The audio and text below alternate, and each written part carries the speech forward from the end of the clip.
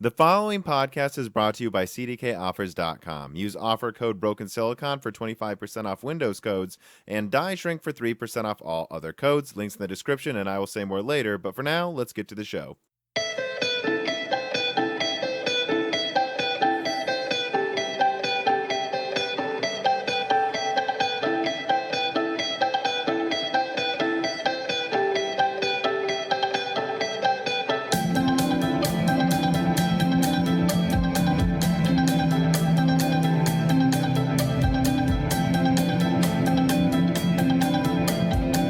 Okay, and welcome to Broken Silicon, a PC hardware and gaming podcast. I am your host, Tom, and I will let my guest introduce himself.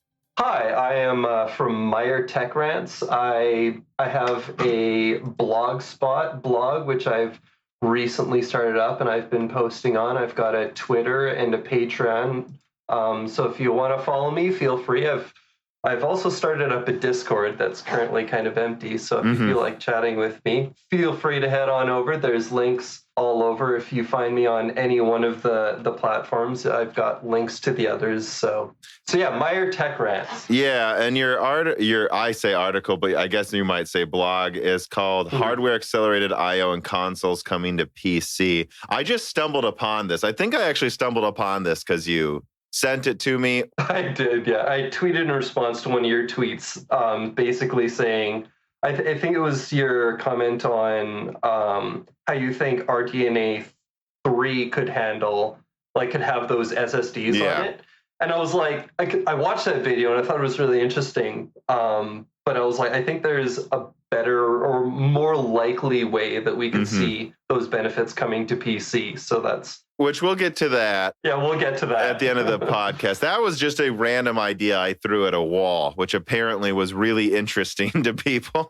Oh, yeah, for sure. But yeah, I do recommend, and it'll be in the description of this podcast, that people read your blogspot pretty quickly.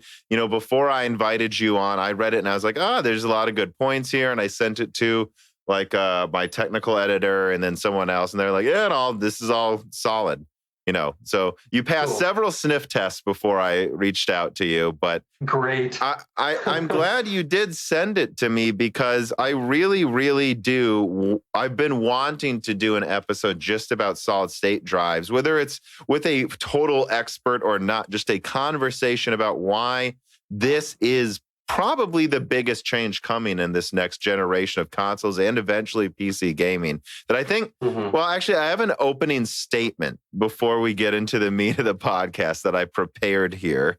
So let me just read this. So the reason I put this podcast together is to attempt to make things clear that I keep seeing in the comments that people just aren't seeming to absorb as a fact. The first thing is your old PC is not going to be able to just do the same things as these next-gen consoles, especially compared to last gen. Last gen was kind of a unique generation in how it was just a budget PC. The comparison I would use is if someone said, I have an i3, and since PC is always the best, I'm sure those console CPUs will be weaker. My PC is going to be fine. And the fact is, no, your i3 or i5 is not magically going to grow more cores. The consoles have a stronger CPU than your i3. Sorry. And then that's what people who talk about their hard drives especially, and even their SATA SSDs sound like to me right now. This is a hardware level difference that is fundamentally, significantly less capable. And forget which team you root for. Both Sony and Microsoft have put a lot of effort into not just having a decent SSD, but removing the bottlenecks you'd typically see in loading from or doing other things from that SSD. So that's the first thing I want to say. Yeah. Second, I think devs are going to use these SSDs, guys. Right away. And the PS3, everyone forgets the PS4 and the Xbox One were one generation, just the last one. The PS360 generation had a ton of console exclusives that took years to come to PC. Right. Some of them, like Red Dead Redemption 1, still haven't, even though the sequel's on PC. And there may be a lot of console exclusives at the start of this gen, just like before. And I see so many people saying devs are lazy, but I don't think devs are just lazy. They want to make games. They want to make the games they want to make. And if that's only on the consoles or one of the consoles, there are going to be some devs that just say, fine, we'll make it on PlayStation or whatever. And third and finally, for the same reasons I just said that both consoles have some things your old PC doesn't, the Xbox and the PlayStation do not have the same SSDs. They clearly have different SSDs with different intended, that's an important word, intended capabilities. The Xbox, for instance, is just not going to magically make up for having half the bandwidth, half the host controllers, the same way an i3 is not going to grow more cores. However, the Xbox does clearly have its own customizations meant to facilitate its own specific uses. But I don't want to get ahead of myself anymore. I'm done with my spiel. I just have to get that out there. That's the point of this episode. And all of those things I think are completely true. And people are just ignoring it. We'll talk about all of those over the course of the podcast, I think. Yeah. There's a lot of points with all of those. Like, first of all, the first one you brought up, it's not just about your budget PC. Yeah. I would go so far as to say that right now, there is no gaming PC that would be capable of running games designed for the next generation consoles. It doesn't exist right now. I think that's definitely possible. Let's save that a little bit. I actually want to start now, going back then. Okay. So, Who are you? Tell people who you are. What's your background? Yeah, so I'm Canadian. I grew up on mostly console games. I was introduced to PC in university, actually. I had PC games. I did some cheap online. I played RuneScape back in the day, and Evany. God, that was a terrible game, but I played the hell out of it for a while. But it was mostly console gaming until I got to university and had a friends group, and they're all like, oh man, PCs. I'm like, oh, this sounds interesting. So I built my PC around that time. It was that was 2012. Yep. So that had a Sandy Bridge 3570K, and that was... Was it Sandy or Ivy Bridge? Sorry, Ivy Bridge, yeah. I remember because I did read your bio. Yeah. Your backstory seems to almost entirely mirror mine. But yeah, go on, continue. That's hilarious. Yeah, and then over the course, I just got more and more into PC gaming. I still have, I have a PlayStation 4 Pro, but I never actually owned a PlayStation 4 before the PlayStation 4 Pro. I bought the PlayStation Pro even after it had dropped in price a bit.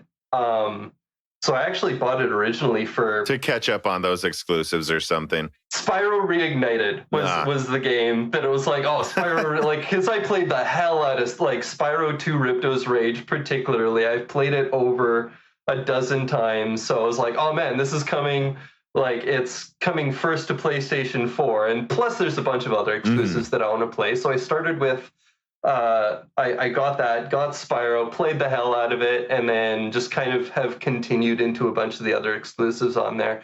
And even one game, I chose to play Assassin's Creed on PlayStation 4 instead of PC, Assassin's Creed Odyssey. Over the generation, I sometimes choose Assassin's Creed for PlayStation over PC just because not all of them, like Assassin's Creed 3, I thought ran all right on my PC, but a lot of Ubisoft games just run better on consoles, unfortunately. Yeah. Plus, to me, there's kind of where I have the gaming set up. So on PC, I'm in my office. I've got, my chair and my desk and all of that, and that's sort of the setting. But some games, if I'm playing with controller, I like to sort of lounge back on the couch, and it's just more comfortable. And, well, there's definitely the argument to be made, oh, well, you could do that on PC, too. Yeah. Just have a PC in your living room. And I actually do have a laptop with a 1070 and a 8th Gen i7 with 6 cores in the living room that's perfectly capable of playing any of those games. It's just kind of... I guess in the living room setting, consoles just kind of offer a more streamlined experience than PC does. And yeah, I could do it on PC on that laptop, but it'd just be, a little bit more of a pain in the ass. And well, I have a lot more to say about PC versus console gaming later, I think. But I think let's get back to you predominantly game on PC, though, ever since you built yours. Yeah. And I also had an Ivy Bridge i5, by the way. And I think I gamed on PC a decent amount in addition to console, but I'd say right before I built my Ivy Bridge desktop, I was overwhelmingly a console gamer back then. And then, of course, that generation went on for a decade, like for way too long. I mean, if you boot up the old 360 or especially the PS3, it just did not age well in terms of navigating that menu.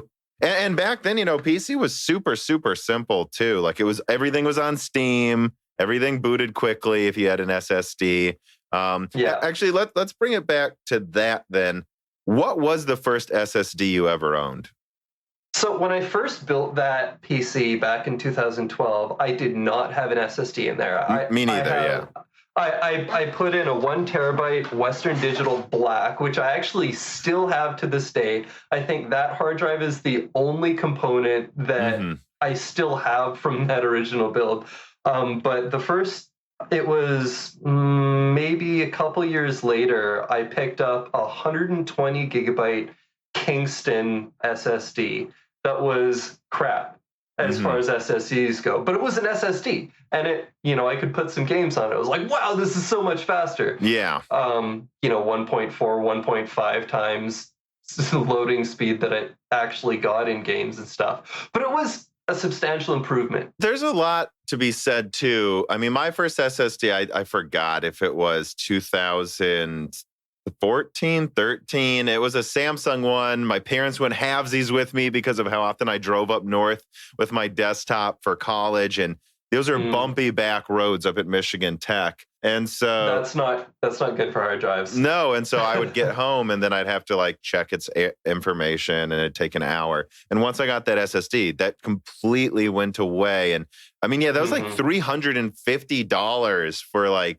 half a terabyte. It was absolutely ridiculous how expensive they were. I spent over $100 on my 120 gigabyte SSD. But there was so much that was faster that wasn't just load times. It's something where I remember, especially back then, so many people were fighting you in the forums about paying extra for an SSD to boot from. And it was just so hard to argue with them and just be like, no, you don't get it. It's not just the load times. It's just everything seems to work better. Everything does. Honestly, I've been recommending SSDs over hard drives basically just because it's the one improvement to your system you can make if you have a hard drive. That it just speeds everything up. The overall experience on the system is just it's snappier, it's smoother, everything is improved. Well, and For sure. It's to the point where bugs tend to happen less often. And there's just less to go wrong. A note I have here, have you ever put an SSD in a console?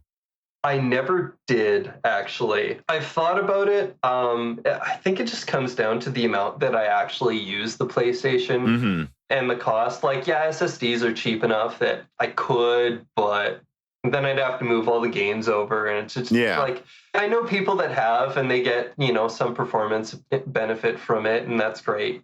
So I'm not judging anyone that has. It's not a bad idea. I just haven't. No, I just bring it up because it's something that has always been an option. And there's a difference between having an external one to install games and literally even the PS3, you could use an SSD. It's the internal drive. So you actually get a thumb drive and install the OS on it, much like Windows. And I remember paying I'm bringing this up to level set how far we've come. In 2009, I think I was in high school and I saved up a whole summer for a hard drive to go in my PS3. It was it was $200 for 320 gigabytes. Wow. But it was a 7,200 RPM. And so in Battlefield games, I could get to the helicopter 3 seconds before everyone else online. So it was just entirely worth it to me. And I know my Pro has an SSD just because they're $80 for a terabyte now. And the thing is, even before now, I remember Skyrim, the note I have here, just didn't work on PS3. And they just never fixed it because inherently in the engine, I think the issue was the game file just kept getting bigger. And eventually your file would corrupt and break on Skyrim. Oh, and then, wow. Yeah, I know about it because I used to game on PlayStation a lot, but I never played Skyrim on PlayStation, to be clear. I have always played Fallout and Bethesda games on PC because I'm not a crazy person. I don't know why anyone plays those open world games on console, but I know some people did, and I remember just them saying, like that coming out as like kind of a scandal that didn't seem to work well on PlayStation. And then the devs coming out and saying, yeah, it doesn't work, and it's in the game engine, so we're not going to be able to patch it. And the funny thing is, though, if you put an SSD, and they found this out at the end of the generation, because no one was paying, $1,000 for SSDs back then. Right. That issue wasn't an issue anymore. And in fact, then the PS3 version would have a higher frame rate too. So, yeah, I know. So there's been weird things with, GTA 5 is another one I can think of. I know that if you got the downloadable version of GTA 5 for PS3, and probably for Xbox 360 as well, actually, that you would have issues if it was just the downloadable version, because the disc version would install 20 gigabytes on the console. And then it would also load assets from the disk and the hard drive at the same time to get that extra 20, 40 megabytes per second from the Blu-ray at the same time. So if you had the downloadable version, you effectively had half the bandwidth unless it was an SSD. And so there'd be massive pop-in issues on the downloadable version. And I think these are important examples to bring up because devs have been doing hilarious tweaks with our storage and consoles just to get that extra 10% performance. Yeah. I mean, all last gen. So this is not new that they put in that. I mean, think of the GTA example. They literally put in that effort to half load from the disk and the hard drive at the same time, just so they could, try to cut down on loading by 20% or something. It's so right. To say they're not going to put in that much effort this gen, to me, is hilarious. I mean, the other point is both Sony and Microsoft went around when they were trying to figure out what they were going to do with this generation. They went around to devs and they asked, what features do you want? Exactly. And overwhelmingly, every single dev, top of their list, we need an SSD. We need an SSD. We need an SSD. Mm-hmm. So, you don't get that much push from the industry for a feature for them to not immediately jump on it. Well, and if you watch, and this will be in the description for everyone too, my RDNA 256 gigabyte hype video. If you actually watch that, a big part of it is I discovered this Old Tom's Hardware article from 2016 where they're talking about the Radeon Pro SSG, and so that's like a $15,000 graphics card that has 2 TB. I actually remember reading about that card when it came out. Yeah, because it was insane. This is a professional card with a terabyte of storage on it. Honestly, a controller that sounds fairly similar to the PS5s. And back then, if you read the interview with AMD, it reads like the Mark Cerny press conference. They were talking about developers want SSDs on everything. It makes things easier. And every developer I've talked to recently, even there's been some really young ones in my Discord, they just got into the gaming industry, and they said getting out of computer science classes, they're like, wait, why haven't we thrown away hard drives 10 years ago? Everything we're doing right now seems to be built around making up for still using hard drives. If you're a young developer, it sounds like they literally are telling their bosses, I don't want to even bother with this crap. Yeah. It's just hard drives there's so many limitations because you're accessing the physical part on the disk, and you have to spin the disk and move the arm to get it to that spot. And the larger the gap a record between player them, that the we're longer still it using. takes. Yeah, it's basically a record. It's so old. Whereas an SSD, SSDs have a bunch of different cells, so SSDs actually intentionally randomize the data across all of the cells. So if you developed, say you developed a game for the PS4, PS4 is using a hard drive, you're optimizing for a hard drive. Even if someone throws in a solid state in there, you're still optimizing for a hard drive because that's what most people with PS4 have. Yeah, 99.9 repeating have that, yeah. Oh yeah, so it takes so long to move everything to get to the next piece of data.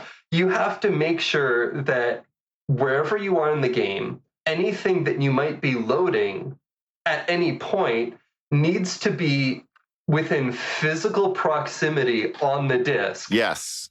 How would you summarize your article then? Is there anything we haven't talked about just now that you want to get into before we start kind of going through some of its points beat for beat?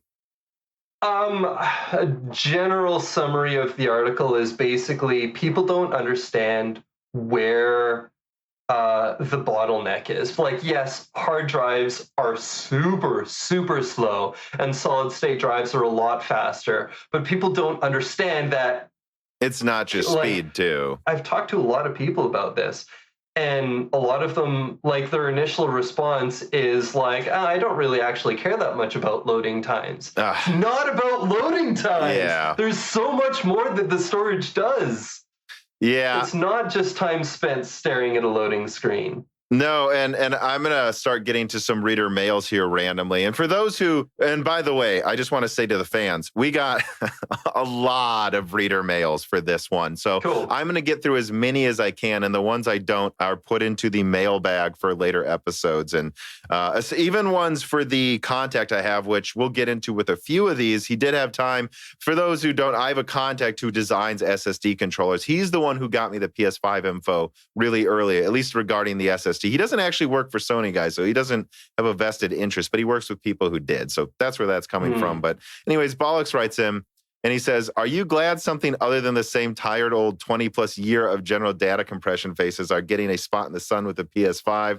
I sure am. And I bring up this reader mail because if I speak to a developer, whether it's Xbox or PlayStation, by the way, or third party, they're excited about the SSD more than anything else. And I guess I bring this up because it sounds like you are too, right? Oh, yeah. Oh, I'm so excited about the SSD. Yeah. And so let's get into, I'm going to start quoting things from your article. So you said, I want to start the disconnect a little more. And I'm quoting, 10x to 100x the read and write speeds is seen on the spinning Rust hard drives of old. However, the real world performance improvement we're going to see from SSDs over their hard drive counterparts is nowhere near expected. And I guess we just touched on that too, that it's not, because I think specifically what I want to talk about on this point is I think people are getting hung up on the idea that so a typical hard drive is like 50 megabytes per second. A SATA SSD is like 500. So they're like, yeah, so I don't really care that things will load 10 times faster, although on my PC right now, it's not loading 10 times faster. It's, loading twice as fast or 3 times as fast at most. And it's because there's a lot more that goes into loading than just the megabytes per second, right? I mean, there's also the issue of IOPS. So one of the big points I actually outline in my article is people are like, oh, it's not about the megabytes at all. It's entirely about the IOPS, which is as wrong in the opposite direction. But with hard drives, it really is the Well, why IOPS. is that wrong? Because I've heard a lot of people say that. So basically, it's kind of right, because the main limitation of hard drives is the IOPS. I see. Literally a hard drive, not a solid state drive. Right. A hard drive will peak at 100 IOPS. That's so insanely Yeah, compared small. to 750,000 in my SSD. Yeah, so a SATA SSD will do 90,000. That's 1,000 times faster. Yeah. In old SSD tech. So yes, the reason hard drives perform even that 50 megabyte figure on hard drives will often not get anywhere close to that figure while loading, depending on where data is. So you can optimize it so you get more IOPS. That IOPS on hard drives, basically the limitation is the fact that for each random IO operation, you have to spin around everything and move stuff. So it's really difficult. But on SSD, that bottleneck is almost entirely removed. That's why, basically my point there, the reason IOPS isn't, the evidence for IOPS not being the giant bottleneck on SSD is the fact that you can take a SATA SSD and an NVMe SSD, the SATA SSD that has 90,000 IOPS, and the NVMe SSD PCIe 4 with 750,000 IOPS, and the gaming loading performance is about the same. So clearly that's not the bottleneck. Yeah. And for people to have an example here, Paul Mustin writes in and he says, I worked on big iron flight simulators in the early mid 1980s. And our architecture, we had a scenario processor that would load the appropriate level of detail of terrain, features, trees, and vehicles from hard disk and pass them into the picture processor's GPU. That's what we called them, which was 50 times 4-board bit slice computers. We could predict for many simulated aircraft what would be required to load from disk to the scene soonest, depending on how fast the aircraft went. Seek, settle, and latency times were the physical limits of our loading performance. To reduce the impact of those constraints, I wrote software to optimize the disk sectors so that models in terrain that would geographically were literally close on disk. The way we would install the game literally looked like a map of the open world because we had to put different buildings that were physically close to each other in the game, literally next to each other onto the disk, and we'd have to duplicate files, making the install size twice as big. So that's a good example right there. Yeah, that's basically just what we were just talking about. Organizing the data like that optimizes the IOPS. Because moving from one piece of data to the next, and it goes a little bit more than that. It's not just putting everything close together. You also want to organize your requests so that you're going like this with the disk and not like that. Oh, you were just holding up your hand, and it's like if you can think about your hand if you can think about your hand as the needle on a hard drive, you're saying like you want to kind of vibrate your hand. That's what you want the thing to be doing, like shaking your hand right next to each other. You don't want it waving back and forth like a metronome all over the disk. You want the data to be accessed physically off the disk, sequentially as much as possible. So you kind of order your requests. The other thing is, as he mentioned, so you might have one object that appears many times in the world, right? But since you have to map out that world physically onto the disk, if it's occurring many times in the world, it occurs many times on the disk. Yes. So there's a lot of duplication. What he described there was very much the same thing. One of the things that Mark Cerny talked about in the PS5 conference with the mailboxes in Spider-Man. Oh. and how it will appear over 400 times in game data. That's not an outlier. That happens all the time. So with the next-gen consoles, we could actually see, well, I mean, on one hand, we're going to see a reduction in install size because there's no need for that duplication on SSD at all. But then on the other hand, you're going to get a lot more detailed textures, which are going to increase that again. Because you only need one of them now. Right. Or at least not 400. Right. But then the other thing is there's a lot more advanced compression and decompression. So PS5 is using something called Kraken. Right. And Xbox Series X is using something called BCPack, which is very specialized for particularly textures. So it's like we might see games kind of having about the same size. They can fit onto the same Blu-ray advanced disc. Yes. And they might take the same amount of space on the storage in the consoles, but the amount of information there will be a lot more. Well, and I mean, a good example is Titanfall, right? I remember Titanfall on PC had a 75 gigabyte install size. And I don't remember if it was the first or the second one. It may have been the second one. I don't know. And that's not a giant game. We're not talking about Red Dead Redemption here, which I think we can understand why Red Dead Redemption is 100 gigabytes in size. But Titanfall was 3/4 that, and that's a linear game. The HDR version of Final Fantasy 15, 155 gigabytes. Yeah, and there's a reason for that. I mean, basically everything's still designed around hard drives. And it's funny you mentioned Mark Cerny, and I'm going to just throw this out there as a trigger warning for Xbox fanboys. We're going to mention Mark Cerny a lot, and that's because some of the contacts I reached out to as I prepared the notes for this discussion, sometimes literally their answer to a question I have was just watch the Cerny thing again.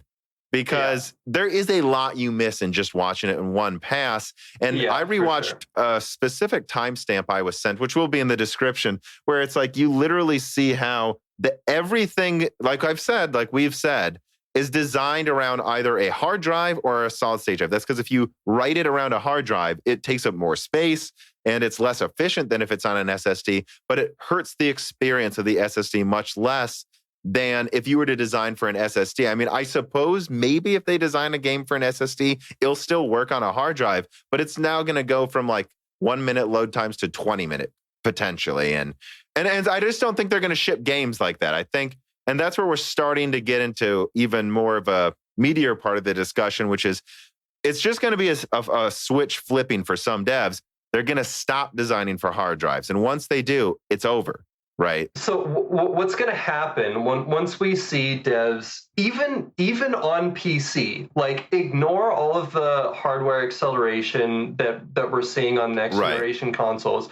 Say a dev on PC making a game just for PC decides, you know what, I'm building this engine from scratch. I'm going to build my own pipeline. I'm not going to make any consideration for hard drives. I'm going to assume everyone is running solid state drives. First of all, smaller size on disk because you're not duplicating all that crap. But also the experience from a player perspective, if they try to run that game off of a hard drive, isn't just going to be massively increased loading times. You're also going to be moving through the world, and the speed at which you're moving through the world, you're going to find you're going to be running into unloaded textures, things popping in and out. It's just going to be a horrible, jarring, garbage experience. Yeah. I mean, I remember Digital Foundry in one of their early PlayStation 5 videos was talking about how you can upgrade its SSD, but that they didn't necessarily say there would be a test. Now, I think there will be. I think there's going to be some kind of test in the PS5 that runs a quick gut check, like, is this even anywhere near fast enough to install a game on it? But it will be funny if it doesn't. Because if you can put in some, kind of funny. If you could put in some, like, I know they make them technically like these like 1-inch M.2 hard drives. You could put that in a PS5 and just see what happens when you try to load a game from it. It'll be really funny from an academic point of view. But I guess now something I want to touch on is the lowest common denominator argument, because this is, let me see here. I'll get to a reader mail then. So Zachary Scholl writes, and he says, how will bandwidth discrepancies Xbox, PlayStation, and PC affect studios' programming for the games? Will studios develop games using the slowest common denominator? If so, will faster SSD make a huge difference in playability? And before you give your answer, I just want to say this. The PlayStation 5's not going to cost more than $500, guys. That's the lowest common denominator now. Like everyone said, you know what I mean? Like, because like, it's going to be one of those things where it's like, well, what's the excuse? This is a $500 console. Yeah. And yes, so absolutely. The lowest common denominator issue means, so gamers are video game developers are going to pick their target. So like, what do we want this game to run on?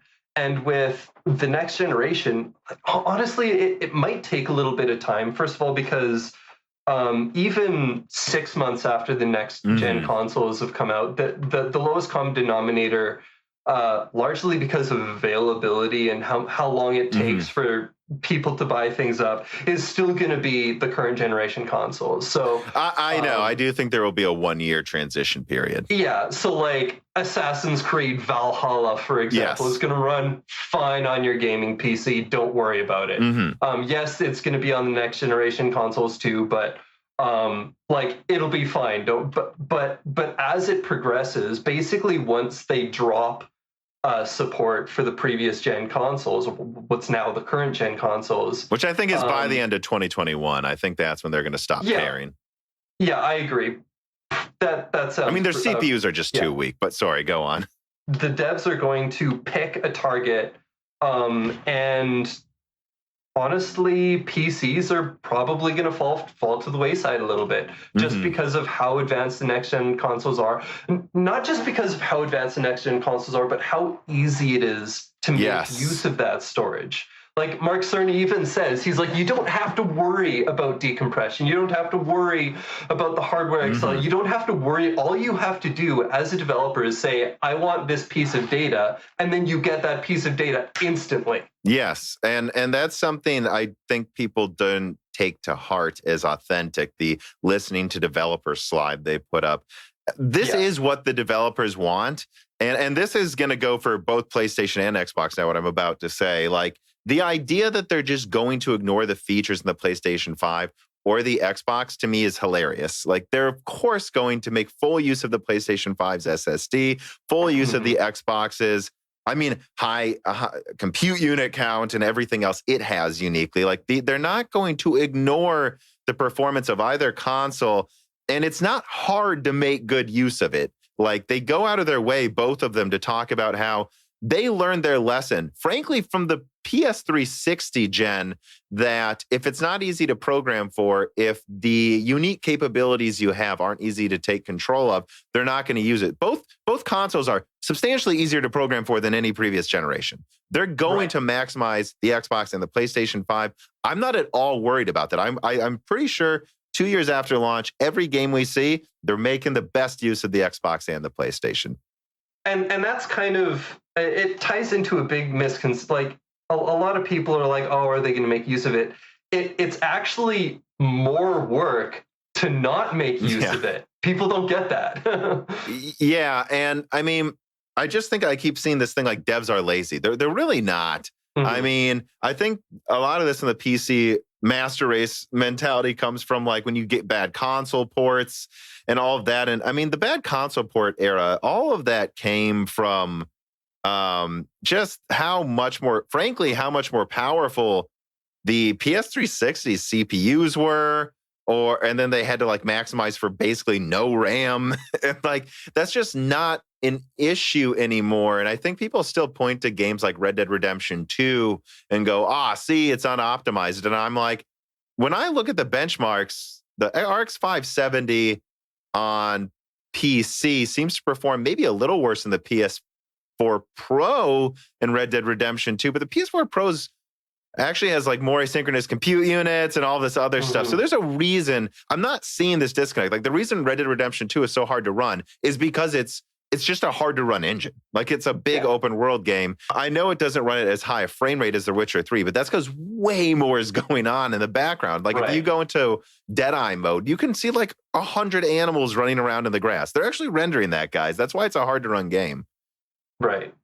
But yeah, so you're just going to need an SSD. I don't know how soon you'll need the fastest ones or whatever, but you're going to need one. And I don't think that's asking that much. I think, yes, you'll get to use hard drives into early 2021, but they want to stop using them. And I even saw, rewatching some of the Cerny presentation recently, that they said you could install your games on an external hard drive or USB and then reinstall it on the PlayStation 5 solid state drive when you want to play it. So you don't even need to re-download the game. And the same is going on for Xbox. The same is true on PC. It's like $50 for a half terabyte SSD right now. They're asking you to just have a $50 boot drive, and then you can back up your game to a hard drive and reinstall it whenever you want. And that's all devs are asking from you. That's the lowest common denominator. A $50 solid state drive, guys. I don't think that's that high of a bar to clear. SSD technology now is just so cheap. There's no reason not to. Totally agreed. But so let us move on then. So I have another quote from your blogspot, and it says, it's worth noting that the Xbox Series X has also been confirmed to have hardware accelerated pipeline, just on a slower compared to the PlayStation 5, 2.4 gigabytes per second, and a pipeline that's designed more specifically for textures rather than general purpose. So there's two things I want to start getting into. Number one is the bottlenecks outside that might be preventing loading linearly with gigabytes per second, which I think you touched on. Part of it's like the fact that they're basically programming for 100 IOPS, right? Are there any other things that come to mind for bottlenecking? Like, because again, like we've said, SSDs basically load twice as fast as a hard drive now, not 10 times faster. Right. So going back to the Mark Cerny talk, I mean, there's check-in and load management. Mhm. There is an entire processor on the PlayStation 5 dedicated to that he says is equivalent to 1 to 2 Zen cores alone. No, he says 9. Oh, okay. So 9, that's the Kraken decompressor. Right. Oh, so then there's another one you're saying. That's the Kraken decompressor alone. Mm-hmm. And then there's more. Right. Yeah. So the check-in and load management, that's basically just make a request to storage, get it into RAM. You need to check it in, make some small changes to that, and then move it to its final resting place. That process takes an entire core or more. Yeah. So they have, that's part of the hardware accelerated pipeline. They have a core dedicated that's not a Zen 2 core. It's not one of the 8 core. That's what it does. There's also mapping and coherency. So coherency is you have to make sure that the biggest issue is that the cache in the GPU doesn't go stale. So you want the GPU to constantly be filled with the most relevant data. The cache is like a quick access memory, effectively. So you want that to be filled with data that it's using all the time. Kind of like sticky notes on your monitor, right? Like the things you're always remembering, that on a bigger caches, you can have more things you can reference quickly. Right. And that just increases the performance of the GPU. Then it's making less calls to memory. Because each call, right, is, and I know it's nanoseconds, but each call is time, is hindering a frame being rendered. So yeah, it's like, okay, you're looking at nanoseconds, but how many billions of those are you doing? Like, it adds up. Yeah, and so I know, like, and another thing I was pointed to right before this from my contact is the 6-tiered loading, which frankly starts to get above my head to what I understand, right? But the example Cerny gave was you shoot a guy while you're loading a texture. The guy has to say, "You killed me," before he hits the ground. Right. And the thing is, normally on an SSD, it's just like a straight line. Like you're just throwing crap at it. Frankly, like processors used to work on Windows. That's why single cores were so important back then. And what the 6-tiered approach allows is almost like it's not hyper-threading, but it's kind of like that, where it's like we can take in different types of information and organize it more. It's about prioritization. Yeah. Basically, so the issue, if you have this big background text, this big background task, and you're loading in this huge chunk of something, you don't want that to get in the way and prevent you from loading something that the user is about to experience right away. Yes. Right. And so I know what we know about the PlayStation 5 is that they have a 6-tiered approach to doing that. And I've been told that that's actually one of the biggest deals about it that's not on PC right now. I mean, so, and then there's a slide you show in your blog where it's like the gap between 2 times loading speed and 100. It's all of these different things, right? So that we can make full use of the bandwidth. Yeah, the PCs have on the NVMe spec, I think it's 2 tiers. So I mean, it's not like it's going to get totally hung up on something on the background, but it's just there's a lot less playroom. So you can have something loading in the background and something more urgent, or if you need 2 things urgent, now the loading background stuff that's kind of halted right now because it fell off the map because it's not high enough priority. And it'll get to it, but I'm glad you mentioned the 2 tiers is what's standard on PC now, because Cerny was a little like cagey about what SSDs you'll be able to put in the PS5 because they almost made theirs too good to be able to upgrade it. Exactly. And that's why I just want to put this out there to people.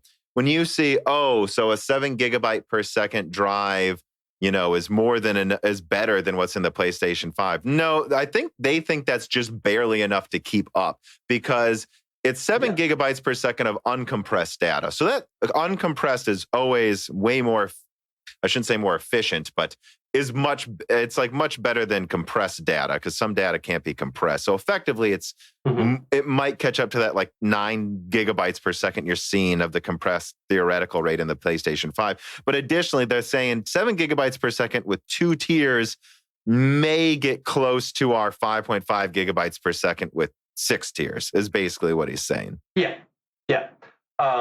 I think the 5.5 gigabyte per second was intentionally selected not as a limitation of what their controller is capable of, but they were like, well, we've got all of these levels of prioritization. We have this 12-channel NAND. Yeah. So we could get, easily 7 gigabytes per second, but then no other SSD would work. Right. So I think that 5.5 gigabytes isn't a limitation of what they're capable of. I think that's them artificially limiting themselves so that they can still allow for expansion without having to sell specialized. Yeah, they don't want to pull another PlayStation Vita.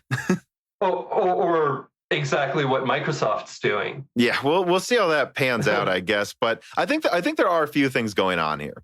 So there's a lot of talk about cooling the PlayStation 5. It is running at 2.2 gigahertz, so obviously that's part of it. But one thing I've heard consistently is the SSD requires more cooling than a normal SSD, even a normal Gen 4, because it really is quite fast. So I think part of the reason they have 12 channels clocked lower, right? Because again, most SSDs, I believe, are 8 channels. So everyone needs to understand this has 50% more channels, and yet it's barely fast, like 10% faster than my drive. Most consumer SSDs have 4 channels. Oh, okay. The high-end NVMe SSDs have 8 channels. Okay. So when you see 12 channels and it's 10% faster, well, a little more than 10% faster, at least in gigabytes per second, uncompressed compared to my Gen 4 SSD. I have a contact who designs SSDs talked about how Sony was considering, I don't know, absolutely ridiculous speeds. And he was surprised the final was only 5.5 gigabytes per second. And he thinks, what did he say? He couldn't figure out why. But I think it has to do with cooling. I think you're right. I think they realized we don't need it to be faster than this, because I know they talked about how the Kraken can handle up to 22 gigabytes per second. Yeah, 22 gigabytes. Yeah. So the decompressor is capable of that in cases where the data happen to compress extremely well. So it's more like 11 or something. Yeah, you might even see that. Well, it's more. I think they're expecting on average it's closer to that 8 to 9. Right. But like depending on how well it compresses, it might be quite a bit more. Yeah. Let me look at my notes here, though. So, I guess what I want to kind of keep getting into now is just differences between the consoles SSDs. I think we handled difference between PC and the consoles. You talked about how the SSD in the PlayStation 5 seems much more general purpose.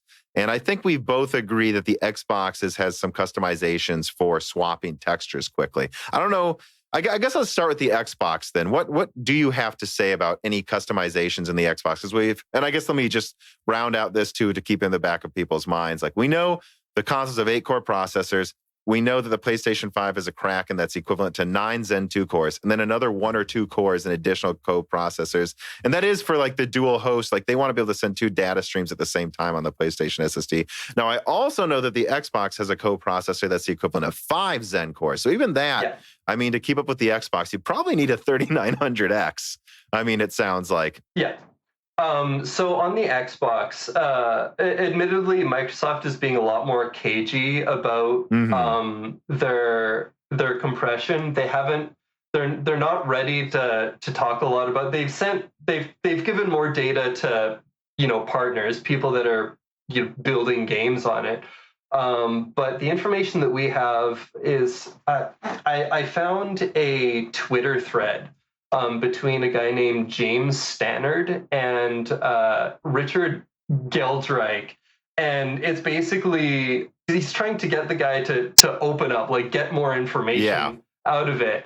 And basically all we've got is Microsoft spent years specifically designing for textures. Okay. Because like there's a lot of things that you want to stream in and out. There's like you need to get like the model shapes, you need to get you know, sound, you need to get audio, you need to get text, you need to get mocap, you need to get like all of this shit.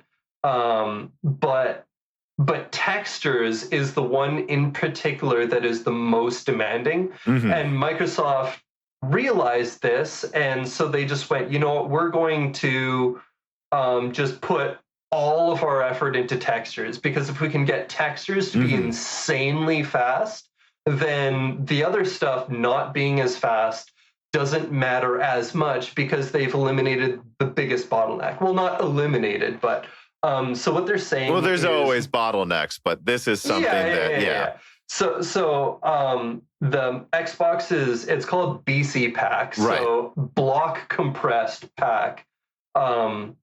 It's basically further on. It's a type of block compression.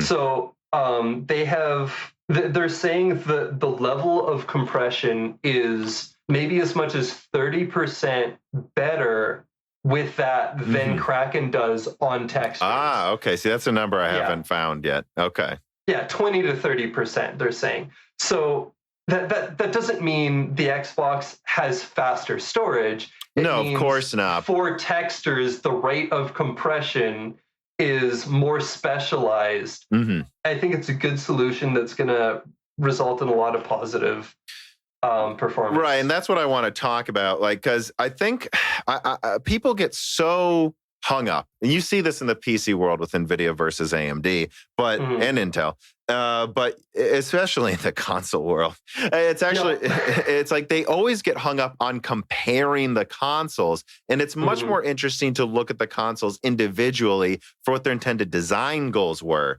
And it's clear the Xbox, and I bring this up because I think it's so funny. Everyone keeps talking about the PlayStation and load times, which we'll get to that.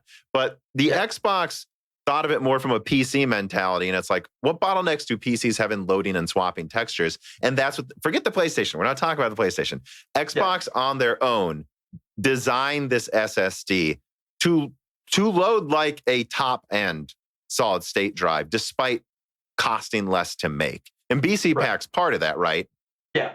But so I don't know what else to really say about BCPack, because I see it is one of those things I've seen some Xbox fanboys really latch on to as like something. It's not going to make it, this is a loaded term, better than the PlayStation's SSD. They're different SSDs, so saying better is almost kind of disingenuous, but it is there so that if you look at, I guess the way I would put it is, I really do think the Xbox SSD, after further reflection, is going to be like compressed data, 4.8 gigabytes per second, add 30%.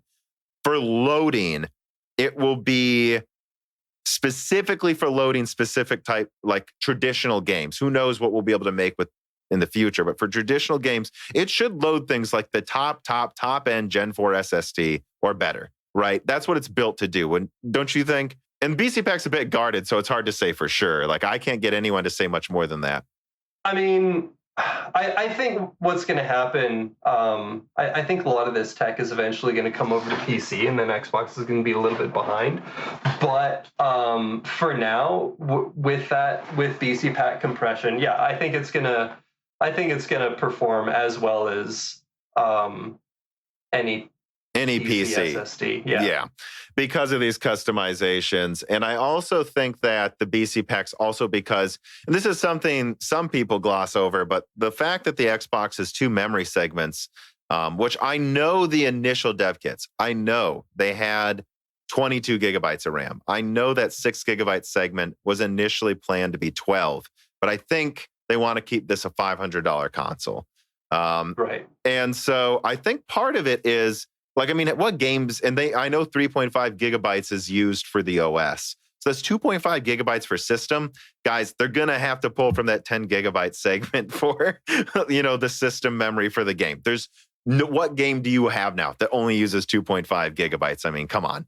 And so I think BCPack you could see a situation where they make up for some of that in swapping textures in that 10 gigabyte segment too, right?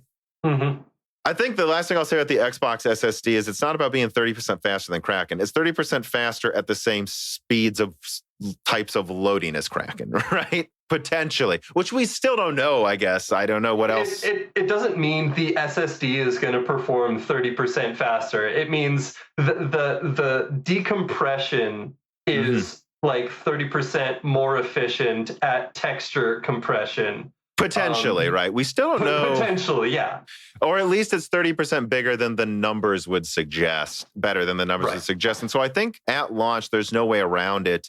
The Xbox is just going to probably load faster than the top end SSDs, possibly by a large margin if a game is built to take full advantage of it. I mean, yeah. And so I guess let's move on to the PlayStation 5. So you said you believe the PlayStation 5's SSD is meant to be much more general purpose. Could you add on to that?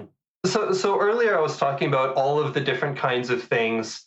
I think it just comes to when they were designing Kraken, which I gather it wasn't actually Sony that designed Kraken. It was another firm, and Marvell kind of adopted it. Yeah, the Sony was like, okay, this is good. We want to use this. Kraken was designed for gaming, but not specifically for textures.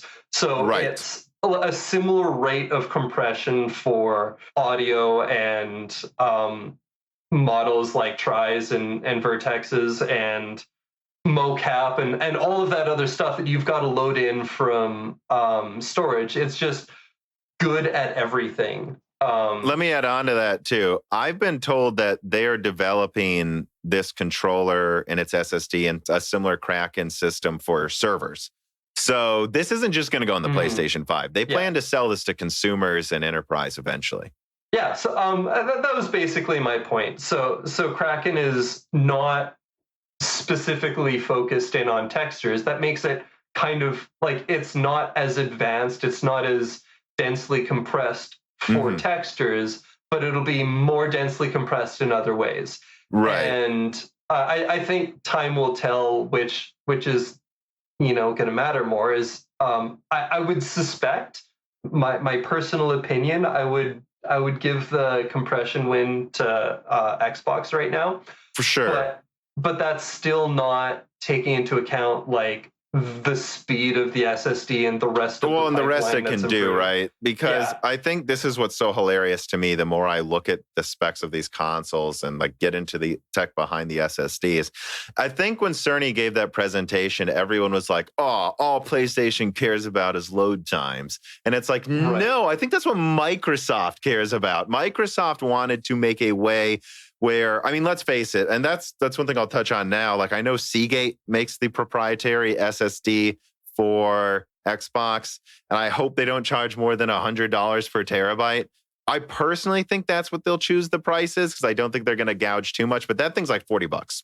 It's like, but there was all of this effort put into extra decompression blocks and, technology in the Xbox so that $40 SSD performs like a $200 SSD. Right, and that's what Microsoft's goal was. I think there's still going to be, I mean, we've seen demos, right? There's still load screens on the next gen Xbox that their own demos still show them, but it's going to be like, especially in later gen games, I think it's going to be like a handful of seconds as opposed to a minute with the current gen consoles. And that's what Microsoft's goal was. Their goal was to do that.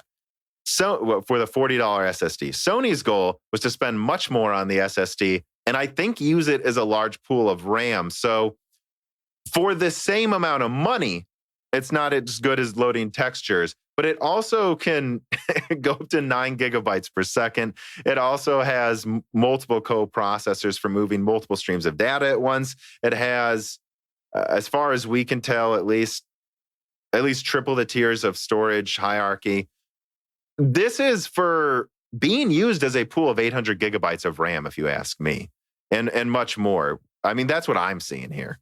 Yeah, kind of. I was telling one of my friends about it. He's like, "Oh, we don't even need RAM anymore." It's okay. That's a big step. I mean, you're going from like 9 gigabytes per second, like optimal with decompression and all that, to like 448 for the gigabytes per second for the PlayStation 5 and even more for the biggest chunk of Xbox Series X RAM. So it's like, okay, that's still a huge gap. But yeah, so basically, it kind of leads into the next major benefit to using an SSD over hard drive, because the amount of time that it takes to fetch that data from hard drive is so high. So as you're moving through a world, again, this is not about loading times, it's about streaming. Yeah, and rendering. Most big open world games, you don't move a bit and then hit a loading screen and then move a bit and then hit a loading scrin. They used to work like that. Yeah, it used to.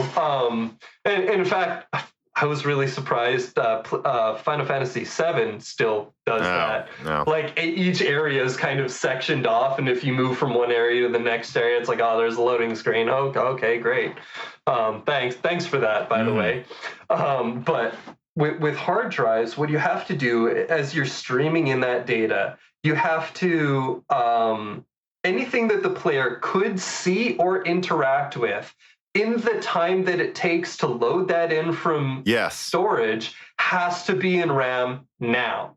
Yes. So if it takes 30 seconds to load it in from storage and you could see it in the next 30 seconds, it's loading in now, even if you don't go and see it. And it's wasting frame times. You're wasting GPU performance on this and a lot of CPU. Yeah. But the biggest thing you're wasting is RAM, because that's all taking up space in RAM. Yes. So like people are like, oh, the PlayStation 5 is only twice the RAM as the PlayStation 4. Oh, that's a depressing increase. Okay, but the PlayStation 4 is constantly full of data that the player will never experience because the player could experience it. And if they could experience it, then it has to be there in RAM. Otherwise, depending on where they go, they could run into issues. Whereas they're talking about on the PlayStation 5, that 16 gigabytes of RAM is stuff that you are currently experiencing. Yes. So in my article, I kind of use an analogy. So say you're driving down the road, you've got a car, and there's a house 10 blocks away. Well, it's possible for you to see that house in the next 30 seconds.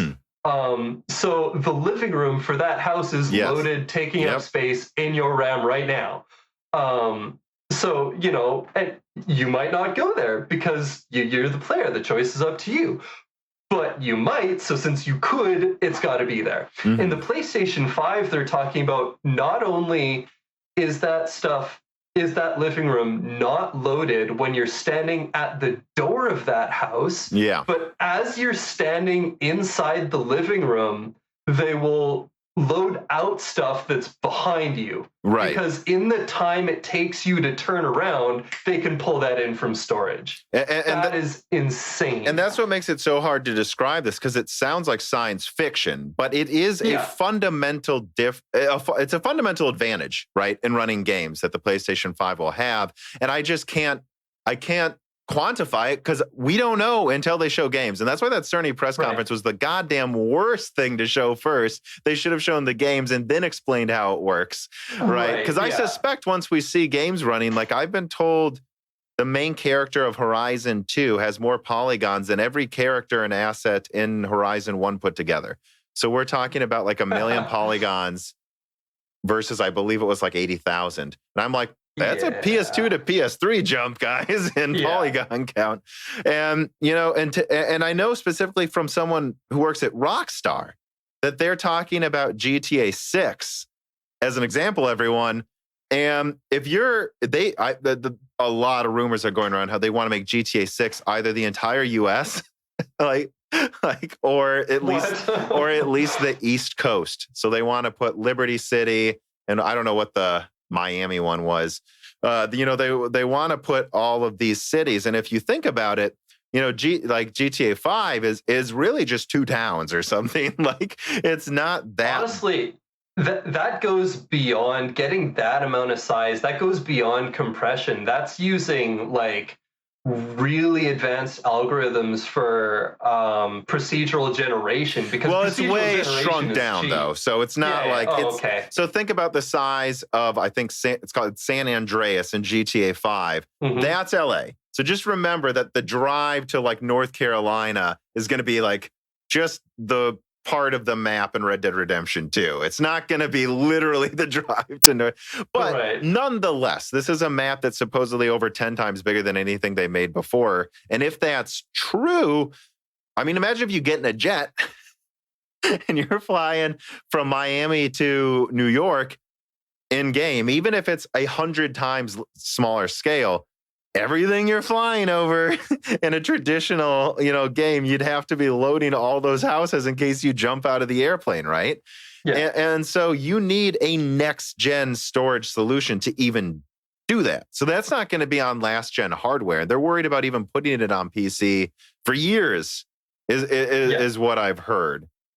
I mean, talking about what sort of thing, like the benefits of this, I mean, I was playing Star Citizen the other day. And I mean, if you want to talk about size of maps, I mean, they have entire spherical planets that are over 1,000 kilometers in diameter. Yeah. And it's all city that you can fly over and see.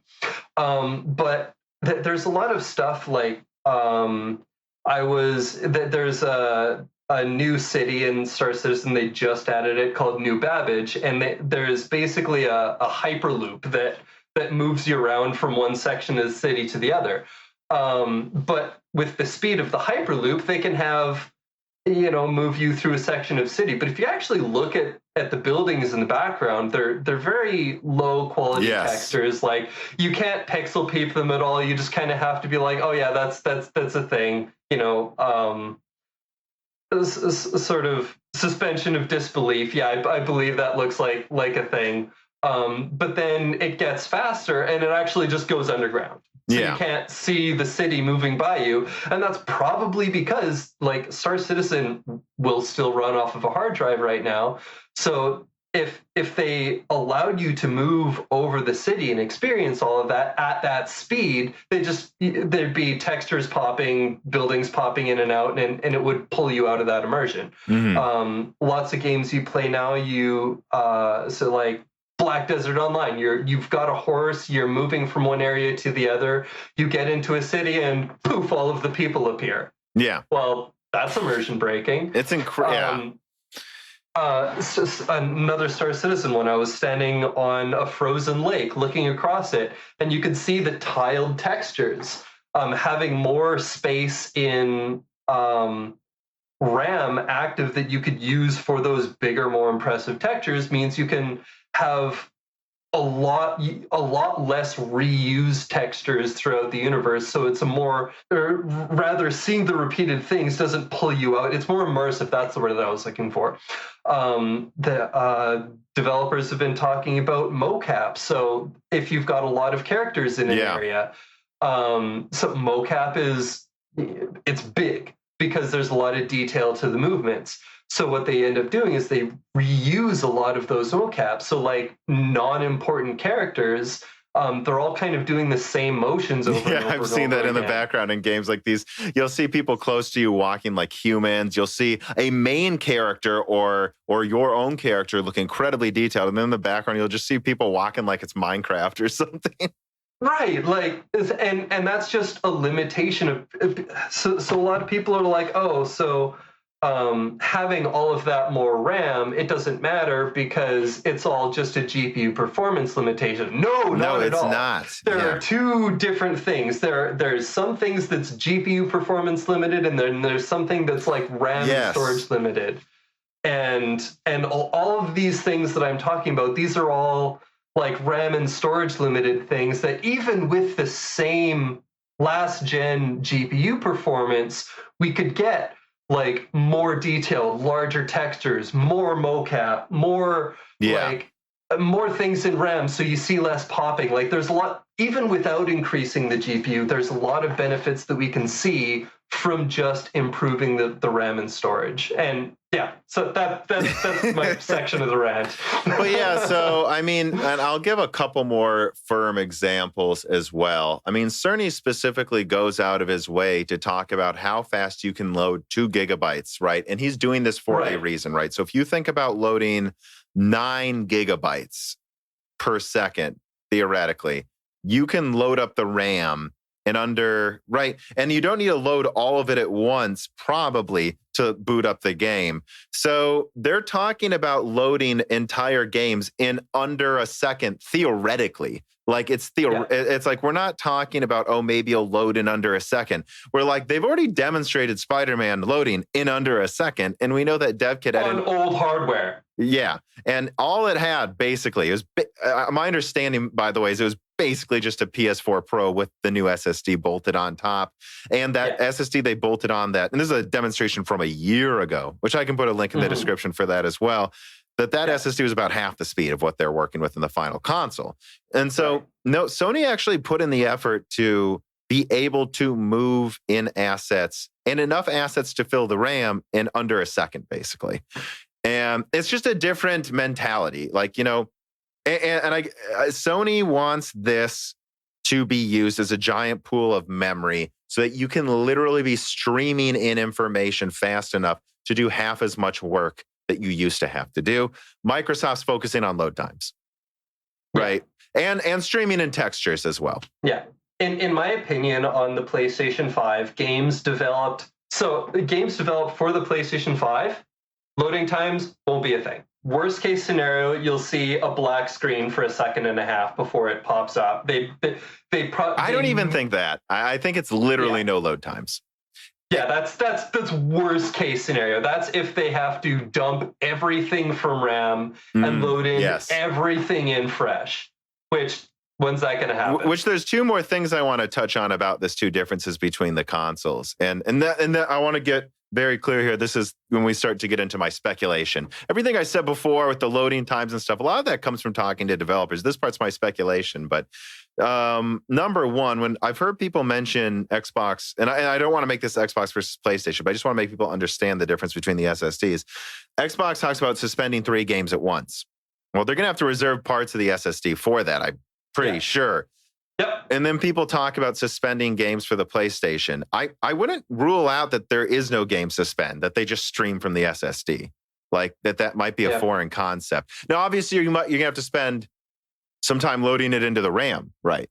So, but I don't see why, if they have multiple host controllers and that much, like, you see what I'm saying? I don't see why they need to really even consider suspending games. Well, the last thing I'll say about that is I've heard the OS works kind of like Netflix, to where you can load from any continue screen you've recently gone to, which I don't know if that's what you were going to say, which directly suggests that. Basically, that's what I was going to get into. Like, I'm actually really excited. There's a lot of talk that there's OS features in the PlayStation 5 that we don't know about yet, and something that Sony really wants to focus on with the PlayStation 5 is leverage that storage and I/O pipeline to bam, you're in game. Yes. So say you're like looking through the PlayStation 4 menu. So as it exists right now, you select your game, you hit it, there's the animation that it goes to your screen, and then you see a few splash screens like, oh, this is the studio that made it, this is the engine it's running on, PlayStation 4, and then you see like this animation. It's like, okay, now you're in the game, press any button, you hit a button, and then you see a menu, and there's like options, and you can, load or continue, and then it's like you go into that. And so from what I hear, what they want to do with the PlayStation 5 is get rid of all of that. Basically, they just want you to sit down, hit the game, and your character is standing there, right? Your character is standing there, and you can control them. Yeah. And I guess the other thing to add on to that I've heard, I think, so I've been told that, so we know the Xbox reserves 3.5 gigabytes of the GDR6 for the OS operations. I've heard that the PlayStation 5's uses less than the PlayStation 4's does. Now, obviously, they're going to have to reserve some in the GDR6, I think. But I think it might be as little as 1 or 2 gigabytes, de facto giving it more RAM than you thought to.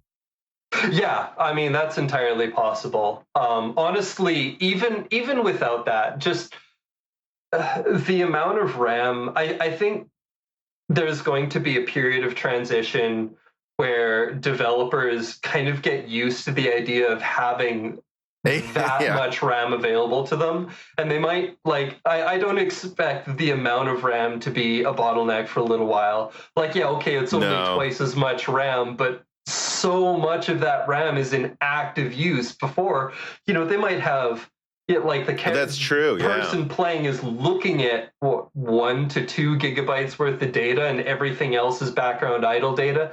With the PlayStation 5, they can have, the players looking at 10, 12 gigabytes of data. And then the other stuff is idle data for if you move the camera quickly or something like that. And it's just the speed that the storage can put assets into the game engine, just that alone increases the amount of RAM available to developers so dramatically. It's totally game changing. Yeah. Mikan Andrews writes in and he says, given the big reason we saw the PS2 be so dominant over Xbox Dreamcast GameCube was memory bandwidth. Well, let me cut you off there, Mikan. The reason I think the PS2 one is because it came out 2 years before the competition and everyone. It wasn't just 1 year. The PS2 came out almost 2 years before I think the Xbox did. But anyways, he says PS2 wasn't the strongest, but it had insane throughput. And it seems Sony is trying to recreate the same thing with the PS5 with more bandwidth. It doesn't matter what feature you lack on the hardware level since more can be done in software. What are your thoughts? And I'll go first on this.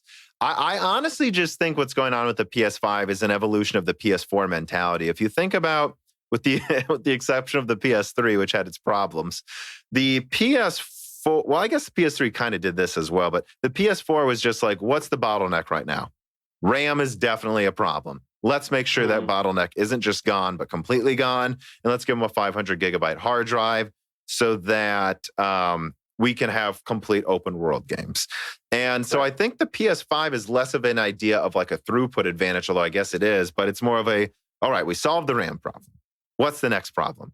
Storage. And before they realized how well it went when they didn't just solve the previous. With the PS4, they didn't just make the RAM issue. They only had half a gig of RAM, I believe, in the PS360.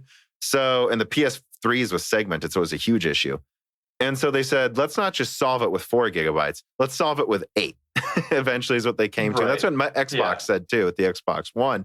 And so we didn't just solve this problem. It's out of the park, gone. And I think that's just what Sony's doing again. We solved the RAM problem. Yes, PS5 is going to have more RAM. Of course it will. But the next problem is storage. So we don't just want to put an SSD. We don't just want to put a fast SSD. We want to eliminate storage bottleneck. We've eliminated RAM bottlenecks. We've eliminated processor bottlenecks. Now let's eliminate storage bottlenecks entirely from the equation. And I think that's what they were thinking. And I think the Xbox Series X is an evolution of the Xbox One X mentality, which was well received. No matter how well it sold, people liked it. And they're just going, Xbox One X, we have a $500 budget for a console. What's the best GPU we can get? What's a good, what's good storage? How much RAM can we fit in there? And that's just, they just min-max to PC with, of course, customizations. That's going to make it far outperform, I think, equivalent PCs. The only other thing I want to say before we move on to more PC talk is I worry that we just sound like PlayStation fanboys when we get into this. And I specifically tried to talk about the Xbox SSD as much as I could. Yeah. But I'm not a PlayStation fanboy. I mostly game on PC. I mean, I've done a podcast about previous consoles I've owned. There are a lot of Nintendo ones in there. I am not a fanboy.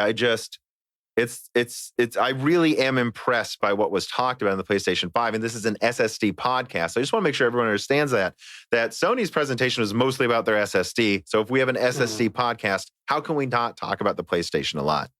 Right. It's really just about availability of information. Like it's entirely possible that the Xbox has a whole is way more advanced on the SSD than we're even giving it credit for. It's just like the discussion in the slides that Mark Cerny presented for the PlayStation 5 give us a lot to talk about. So that's what we're talking about. I think it's as simple as that.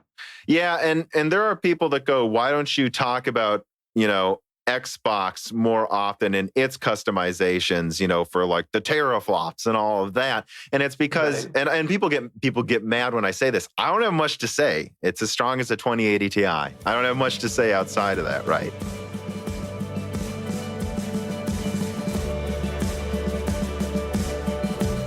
For my new benchmarking station, I did use a legitimate key of Windows 10 Professional, and that's because it's just not expensive if you go to CDK Offers. They did sponsor me to say this, but I used their website, and it works well. They have great customer support, and if you use offer code BrokenSilicon, you'll get 25% off Windows software, and Die Shrink gets you 3% off all software on the website, including game codes. I will reiterate, it was really easy for me to actually set up an account on this website, search for Windows, buy the code using whatever payment method I wanted, and they do have several options, and then I simply got sent the authentic key and downloaded Windows 10 from Microsoft's website. Save yourself some money to get more bones for your dog, and don't stress yourself out using illegitimate keys. These are real keys, and they did sponsor this part of the video. So one more time, that's cdkoffers.com. Use Die Shrink for 3% off all software on the website, including Steam games, and Broken Silicon for 25% off software. All right, now let's get to the benchmarking.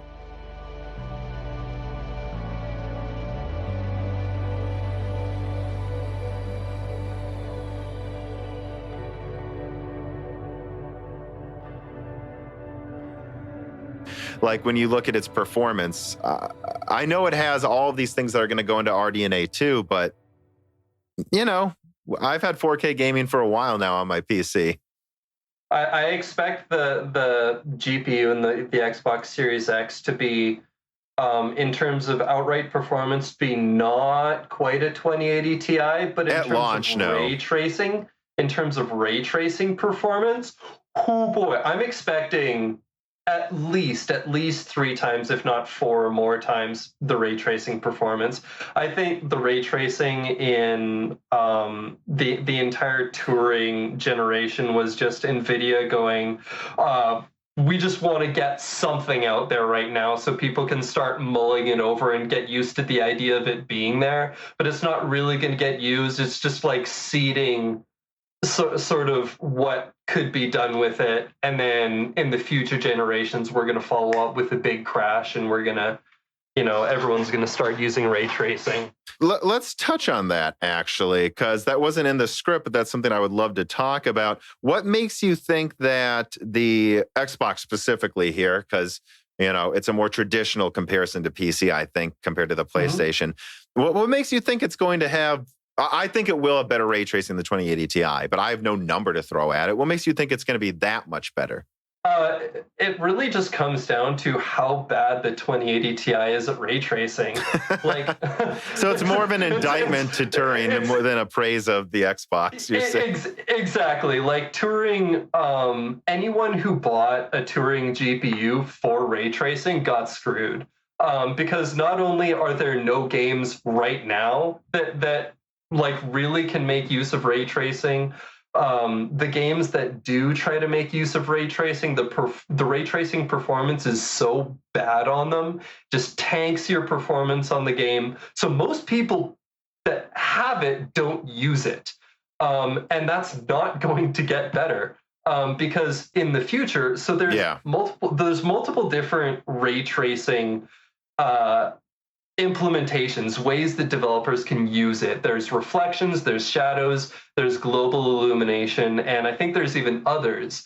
And on a 2080 Ti, it's pick one, you get a toned down version of that. It doesn't just work. They actually have to put a lot of effort into it, right? Right, yeah. So it's a lot of work for the developers to add ray tracing because it's multiple added layers on the textures. So I think actually ray tracing performance is going to sort of tie into the storage and the ability to get those textures, because now you can apply those multiple layers, because you need to have there's more on the textures itself that you have to do to allow it to take advantage of the ray tracing cores and actually display what's happening.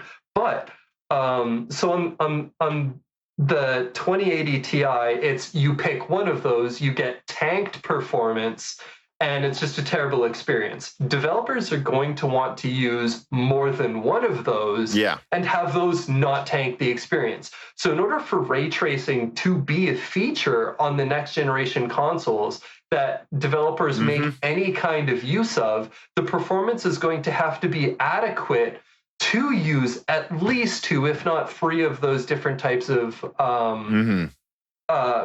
the strategies for improving like light and visuals, and the performance is going to have to be good. So that idea is if the ray tracing performance wasn't that good, then there's no point in it being there. Oh yeah, but I think we are starting to hit the limits of how much you can scale rasterization performance once we get to about 8,000 stream processors or 80 compute units, right? I think that's, or not 80, I should say 128 compute units. You know, and this is Amdahl's law, which is just a theoretical law. You know, if you're like, I forgot what it was. I thought it was like, if you're 99.99% good at scaling between cores, you basically get no performance gains after 8,000 cores, basically. Right. So, and I think that's what the consoles tried to do. They were like, where are the diminishing returns at? They both seem to have picked about the same rasterization performance. And then after that, it's the SSDs. And so I want to start talking about bringing the SSD performance to PC. I mean, like, in the short term, right, do you see there being a lot of console exclusives? Oh, 100%.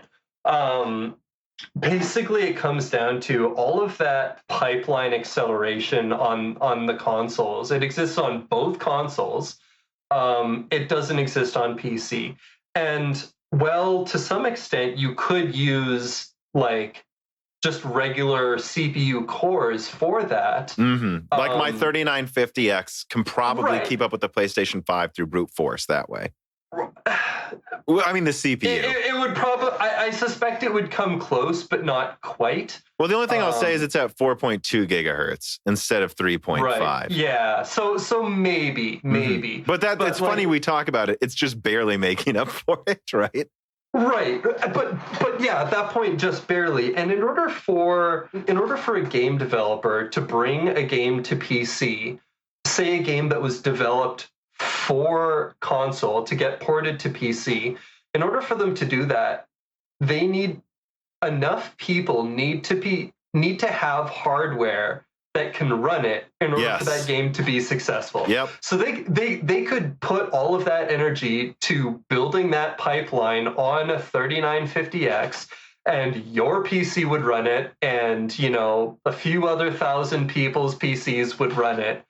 And that's it. And that game would absolutely tank. So we need either enough cores that enough cores as commonplace as mainstream. Because again, that 8-core CPU that a lot of people is currently the top end PC gaming CPU. Yeah, 9900K or something. Yeah. That covers the console's CPU and then a little bit extra. All of that IO pipeline is just a bunch of overhead that we can't cram. So we could end up seeing core counts on PC increase. Continue to balloon, yeah. Yeah, continue to increase. That's sort of the direction they do. And then all of that dedicated IO pipeline stuff, that's just implemented on CPU cores. That's possible. It can't just be that though, right? And it's funny you mentioned that because I want to add two things. I've had a bunch of guests on by now on Broken Silicon, and the network engineer talks about higher core counts because he's like, you guys got to understand that right now, internet infrastructure is just kind of catching up a little bit with what we can do. And as we get everyone with gigabit internet, you have to understand, like, let's say you want to stream 8K. Let's say you want to stream an 8K. Like, you're talking about 100 megabytes per second. So that's 100 megabytes per second of data. Your CPU is also handling on top of other things that it's doing. And that's why laptops need more than 4 cores now, he said. And this was a year ago. And it's not just for rendering a game or the AI. It's for handling the network And then what you're talking about now, it's funny. Hardware, Tim from Hardware Unboxed was just on, and he talked about that too. How it's like, yeah, maybe Renoir has a strong enough CPU to keep up with the consoles short term, as long as you run it in 720p. But the fact that the consoles are streaming in data from the SSD so fast means no. I think APUs are going to be crippled by next gen games. Yep, and not just APUs. Like, I think it's entirely possible that the next gen games developed for the next gen consoles just straight up will not be capable of running on basically any current gen PC. And that's just because of the optimizations in the pipeline that we don't have on PC. That's why, I mean, in the article that, it brought me to your attention. Yeah. I think what's going to, I actually posited that it might be on Zen 2, and when we were talking, you don't think it's on Zen 2. No, and I asked a couple of people, and they just gave me a firm no, it's not.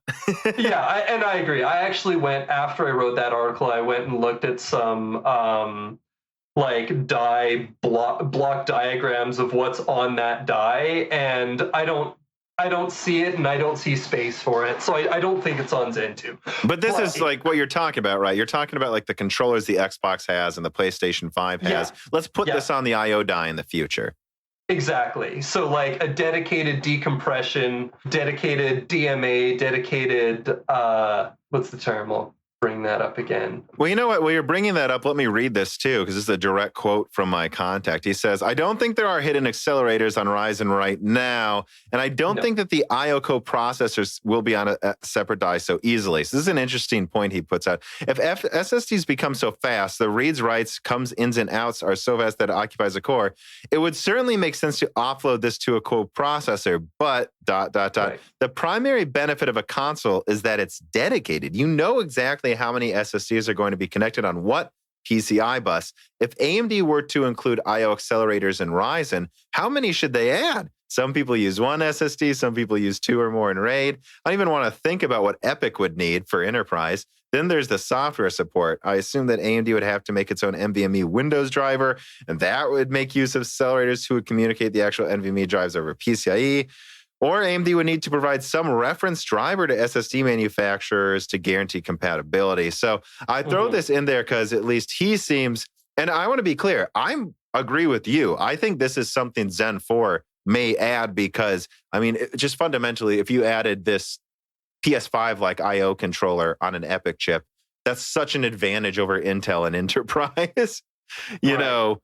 But I don't know. It seems like, I guess it sounds like at the very least, it's going to be a lot of work to get this.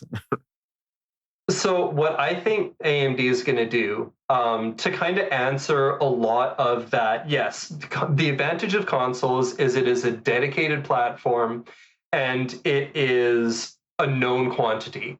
But what AMD could add on to their SSD is they could add hardware that is capable of accelerating up to a certain level. Yeah, you could add, multiple SSDs in RAID, and that would get you very quickly diminishing returns just because of how fast the hardware accelerated I/O could do. And yeah, enterprise would have its own whole set of needs. So, but like on mainstream, AMD knows that most people, maybe not most, but a lot of people that are buying their CPUs, their mainstream CPUs, are gaming on them. So they can kind of leverage that as far as building the API and actually building the pipeline. Look at the Xbox Series X. The Xbox Series X is basically running Windows. Yeah. So if it is literally running a Windows kernel. Yeah. It is, yeah. So if AMD and Microsoft team up, they could just bring that pipeline just ported directly to PC. And that's something I've really been hoping the Xbox does and this is a little off subject, but I've been hoping the Xbox runs some full version of Windows for some time now. And I understand that would be a lot of work, but it's like, man, if they actually did that, that would force AMD to make sure their drivers work perfectly because you can't get blue screens on an Xbox. And and it would force Microsoft to make sure they fully utilize next-gen hardware and actually handle multi-threading well. But we'll see. To be honest, I don't think it's going to run full Windows anymore because they would have talked about it by now, I think. Maybe I'm wrong. Maybe they'll still show some kind of like toned down version of it. But yeah, I mean, like, let me get to a reader mail here. David Del Rio says, will we see minimal specifications for PC games listed among other hardware requirements in the future, like for an SSD? Oh, yeah, probably. I think right away you're going to see new games just drop hard drives. So it's like you need an SSD to run this game. It can be SATA. I think like SATA is kind of the lowest common denominator right now on PC. Lots and lots of people have SATA-based SSDs, and I think that's fine. It'll probably run the transition games, so like transitioning between PS4 and next gen. I think your hard drives will still work until early 2021 for sure. Exactly. But I think by the end of 2021, they're going to say you need at least a SATA. And then I think by the end of next gen, I think it's going to be like, why? I mean, honestly, why not? They list how many cores you need. I think they're just going to list you need this many gigabytes per second. I just don't think I don't think they're asking that much. And I guess also just to come back here and like add on to the CPU argument, it's like, I don't know. I don't think they're just going to completely destroy 8-core CPUs right away. And I think even through 2021, your 6-core 12 threads at 4 gigahertz will probably run fine. But by the end of next gen, I think you're probably going to need to upgrade it from that 8-core again. But it's like, remember, by then, we're going to have like 16-core Alder Lake, and Zen 4 comes out at the end of next year. Who knows? That's supposedly at least 24 cores for consumers, it sounds like. And so... Yeah, I would agree with that. And who knows how many extra controllers they put on to Zen 4, if not Zen 3. I think the solution's going to be there by the time you need to upgrade anyways. Yeah, for sure. Another thing that's going to cook your noodle is, say AMD, because AMD built the hardware acceleration on the consoles. It's easier for them to add it onto the I/O die. On even Zen 3, they could, almost certainly Zen 4. What about Intel? Yeah. A lot of these next-gen games, like, okay, it could be you literally need an AMD I see what you're saying. Gen CPU to run this game, and if you've got Intel, sell your machine and buy an AMD-based system. I mean, that's quite the Trojan horse for AMD there. I know Alder Lake supposedly has 8 cores, 16 threads of Golden Cove, and then 8 cores of Atom in the background. So maybe you could handle some of that stuff in the background, but it's not going to be until 2023. Intel may have a serious problem in even running games. I mean, yeah. Right. Yeah. The other thing, and I actually present this in my blog post, that it's entirely possible also that AMD just licenses their I/O stuff to Intel. Mm-hmm. Yeah. And then it doesn't matter as long as you have a CPU of a certain generation from either side. And then AMD is making that tiny little bit of dough on each Intel sale too. So I mean, we could see that happen. Well, there's a certain amount of this too, where it's like, if you look at another thing I'm throwing out there, if you look at X570, that has a pretty powerful controller that needs to be actively cooled. It's actually the same I/O die that's in Zen 2, which is fascinating that they just duplicated it. What a good idea. It's the same architecture, but I understand it's on a different node. I think when they started making Zen 2, this is my understanding, I could be completely wrong, they made it on 14 and 12 nanometer, and then pretty quickly they just transitioned all I/O dies to 12 nanometer. If you look at slides now, they almost always say 12 nanometer. And I believe at first they used 14 nanometer for the chipset because it was a little cheaper. And that's why it needed active cooling more often. I think. And so, but that's expensive. And I've seen some B550 things, and I thought B550 was going to be under $100, but it still might be about 121, for a B550 board. And so I think you're just seeing chipsets getting stronger. There's a chance, you might just see X670 motherboards, and they're $200 because they have a lot of these controllers in them. Like, that might be a solution too.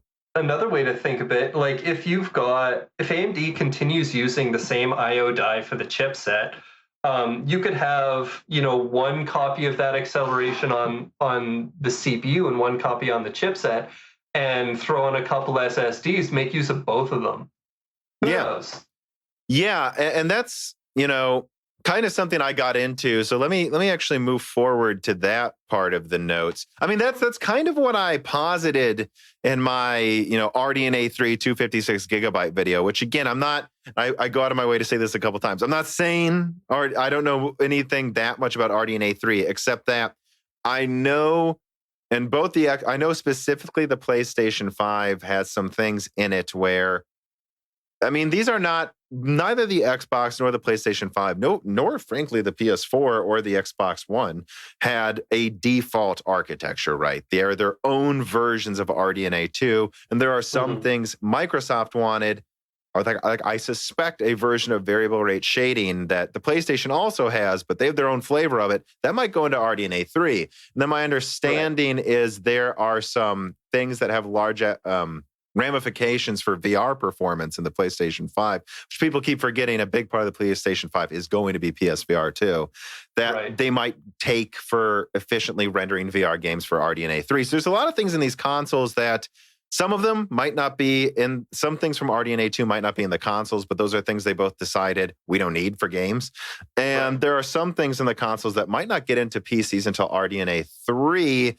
And I kind of saw, the way the PS5 handles an SSD is potentially one of those things based on what we've talked about, how the Pro SSG already was talking about doing this with AMD in 2016. So, I mean, part of that video was, maybe it's like what, $50 to put a controller and a 256 gigabyte Gen 4 on a graphics card. And if you do that, you can lower latency substantially. But I think they're going to have to do something else with putting storage next to the processor as well. And that maybe there will just be, as PCs handle things, it's just brute force. The things that the graphics card references a lot, maybe that's on the SSD on the graphics card, so that devs know every AMD RDNA 3 graphics card has this much of the storage that's fast enough, and it's on the graphics card. And then also you can reference stuff from an SSD next to the processor at the same time. You can also reference stuff from, the standard drive. I think that could just be how this all works out, is just more. There's a lot of potential benefits. Yeah, I watched your RDNA 3 256 gigabyte video. And yeah, for sure, if they did something like that, there's a lot of benefits to it. There's one major sort of flaw that I see with that, though. I know. It was an idea I threw at the law, so go ahead. What's the flaw? Adoption. Yeah, I know, right? And I think I touched on that probably not enough. But that's... So two things, right? Two things I would say about that is, I don't think it costs a lot.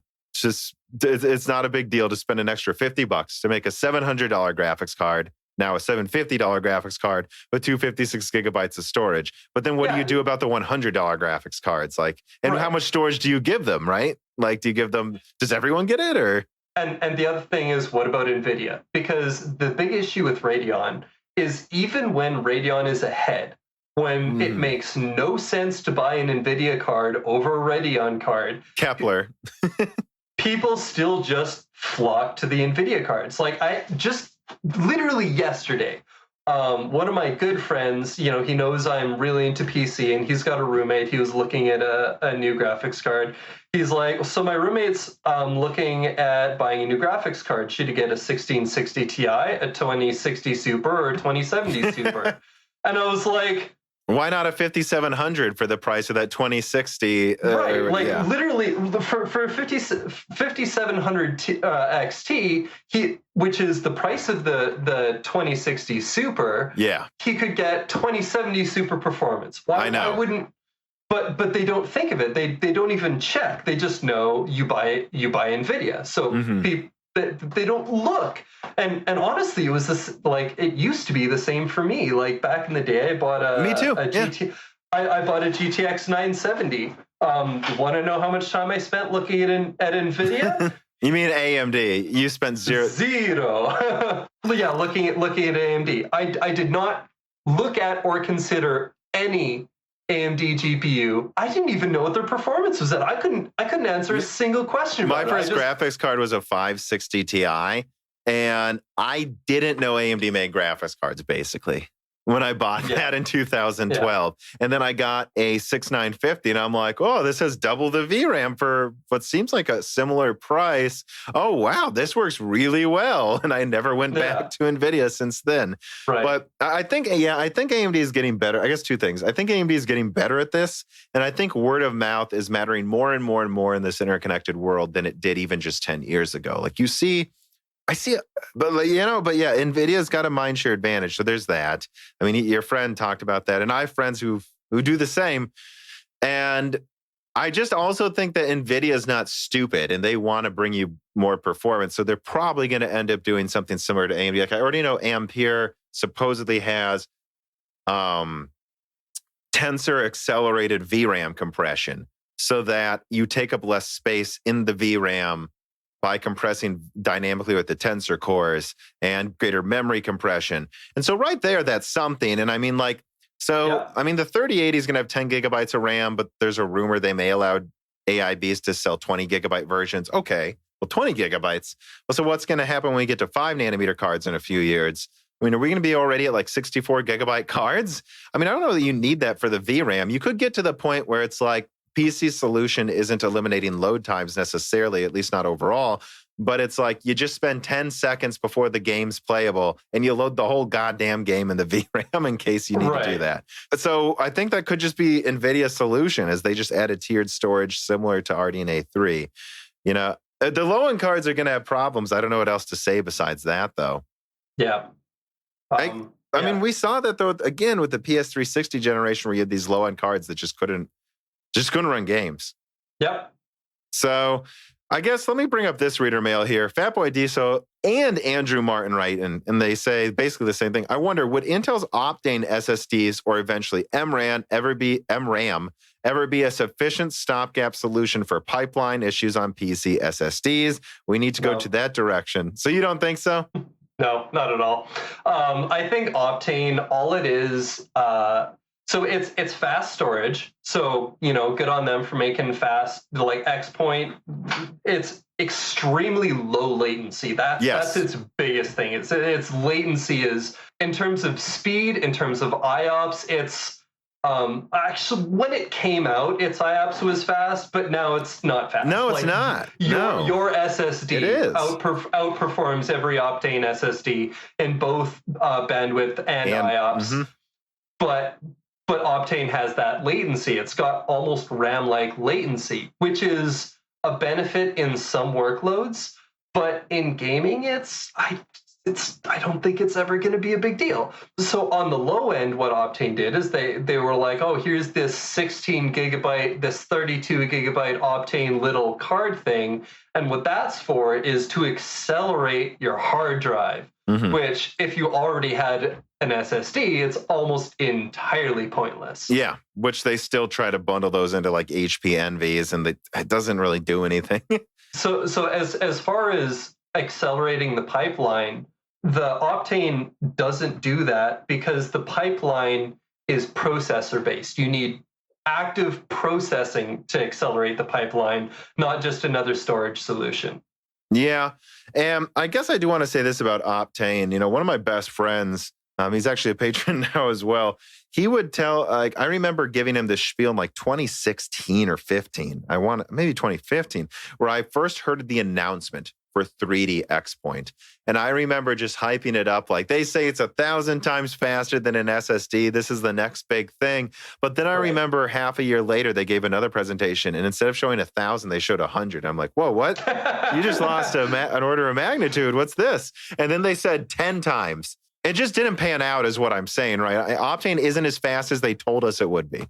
They're designing it, and what they're thinking as they're designing it, it's like, oh, if this technology pans out, like we might be able to hit this. So there's these targets during the design process that they're aiming for. It's the same thing as why when they were building Zen 2, like or not the first Zen architecture, like compared to Bulldozer, I was really, really invested in that. I was so excited for Zen 2. Yeah. And like I was following every single thing that possibly came out because I just wanted some competition to Intel. Yeah. Freaking finally, because I was so sick of their like, oh yeah, this one's like 5% faster than the previous generation. Well, screw off. Give me something better. But anyway, so I was following Zen in its release, and they were originally like, okay, we're targeting 40% faster. We're targeting 40% faster. And then it comes out, and they're like, oh yeah, by the way, that 40 turned into 52% because 40% was the target, but what we actually hit was a lot better. Yeah. So like, you're welcome, guys. We made this awesome architecture. So that was... Optane is the opposite of that. They had those design targets, and instead of, Zen exceeded that, Optane was like, oh, that's not going to work, so they dialed it back. Crap, even that's not going to work. They dial it back. And yeah, and I don't know where I see Optane going. Like I said, I was an Optane hype man before it came out, but I started toning it down when the more info came out, and at this point, it just seems like faster SSDs are just better than anything using Optane. And maybe Optane will get faster, but I don't really see it being a RAM replacement sooner than SSDs could be, just because the latency's there, and that's good. But it just seems like the bandwidth is nowhere near what they thought they'd be able to scale it to. Just nowhere near. And if that changes, I'll change my opinion. And I basically say the same thing about MRAM, which I know like Sony's working on or something. I know Micron and IBM have their own solution to compete with Optane. And maybe one of those will pan out, maybe. But until they do, right, I don't know what to say, except they're not now. One thing that I think could happen with Intel GPUs is they could do that SSD idea like that you had for Radeon 3, except the Intel GPUs on the high end are going to have that extremely low latency cross-point storage. Yes, and that'll be a really good accelerator for that. And it's also possible that they create there was rumors of this a little while ago that there would be some sort of like 4D crosspoint that they were calling it, that would basically be like a lot faster, but also a lot more expensive. So you wouldn't be able to have an SSD that's 4D crosspoint, but it's basically like an L4 or 5 cache, right? Like almost like a DDR6 replacement in their SSDs. And if Intel could leverage that for their SSDs, they could, have those multiple layers of that, like, 4D crosspoint as a replacement for GDDR6, plus that. So a lot of people might not know this, right? 3D crosspoint. A lot of SSDs come with, like, I know my first Samsung drive had DDR2 on it, like 64 megabytes of DDR2 on there as a cache, and there's flash storage as a cache on hard drives as well. And so you're saying like maybe they could put this 4D crosspoint on their SSDs as the cache that will make their SSDs feel and perform way better. Sorry, go on. Basically, So that would allow, and honestly, like, it's Intel, it's their own. It's their own silicon, it's their own architecture, so they're not paying any licensing for that. And they can build it in-house. That can help bring down the costs for delivering higher performance GPUs. It's entirely possible. And one thing I do want to say about those storage caches on SSDs, those are super common. And so there's different tiers of flash. Like, not all flash storage is made equal. You get like SLC, which is like the very first SSDs that came out. They were all at SLC, which is incredibly fast. But it was also incredibly expensive. To my knowledge, you can't even buy an SLC SSD anymore. They don't make them. They're just too expensive. I haven't seen one for years. They're probably out there, but I don't know. They might be in like this super niche enterprise. Which is like that's like single cell or whatever is what that stands for. Yeah, that's single cell. So then after that, they came out with MLC, which was 2-cell. Well, MLC, it means multi-level cell, but it was effectively just two 2 bits per cell, right? Yeah. So it was slower, but they could like double the sizes. Yeah. And then after that, they came out with TLC, and TLC was still really fast. But then it's slower yet, but then they can make more size. And then they have this QLC, which is slower, I'm told. And QLC is like almost hard drive slow. Oh. It doesn't have the latency and seek issues that hard drives have. Okay. But like in terms of just like streaming bandwidth, it's painfully slow. So you see a lot of these SATA SSDs use that now, right? Yeah. Well, actually, most SATA SSDs are still TLC. Okay. But there are actually some NVMe drives, like the Intel 660p, I think, is a QLC drive. So people are like, oh, wow, it's, this 1 terabyte drive that's so cheap, but it's QLC. But it has a cache. It has a DRAM cache, and that allows it to hit those like NVMe speeds in the short term. But if you try to access larger chunks of data, basically anything that's not stored in that cache, then you're like getting hard drive level throughput. So and then now they're making PLC, which is even slower, but it's a really good solution for like, it's basically a hard drive replacement. It's better than a hard drive storage. Though. Yeah. I mean, I still back up data to a hard drive, for archiving all of my old files. And I got to say, I got it because it was about half the cost per gigabyte. I still got a 2 terabyte hard drive for backing up, but I regretted it when I started using it. I'm like, oh, I forgot how much slower these damn things are. It takes hours to back up my info. Yeah. All of these things will have the main advantage over the hard drives of those seek times, those IOPS, just the fact that it has to physically move, that latency that's introduced is so atrocious on hard drives. Like everyone wants to get off hard drives because they're so slow. And it's more consistent, right? Because with hard drives, it's like sometimes when I'm moving my files, they're really quick. But then randomly, depending on where it's saved it, a hard drive will just take forever to do something so simple. Right, exactly. And you get the consistency, and even like I haven't seen benchmarks on PLC, but I would suspect that a hard drive is capable of faster sequential reads and writes than these PLC drives are, but you don't have that latency, those IOPS issues that come into play. So it's just like, it's a very different technology with its own set of advantages and disadvantages that honestly, overall, I think it's probably still going to be better for a lot of things than hard drives, just because that IOPS is such a major bottleneck on and soon drives. Cheaper too. That's the thing when you think about, I don't even know how they're making these spinning disks cheap. They're so incredibly complex compared to just cheaper flash, guys. Like it keeps getting cheaper. So I think we answered that pretty substantially, that for now, like new things like Optane and MRAM exist, but until we see proof they can do anything better and at a price that's reasonable, I don't think we're placing any bets on that being the solution. Because it also has to be done for a price people can afford. But so I think I got a few more reader mails here to just round out the episode. I think, well, let me ask you this. So Carbon Cry writes in and he says, how significant is the role of software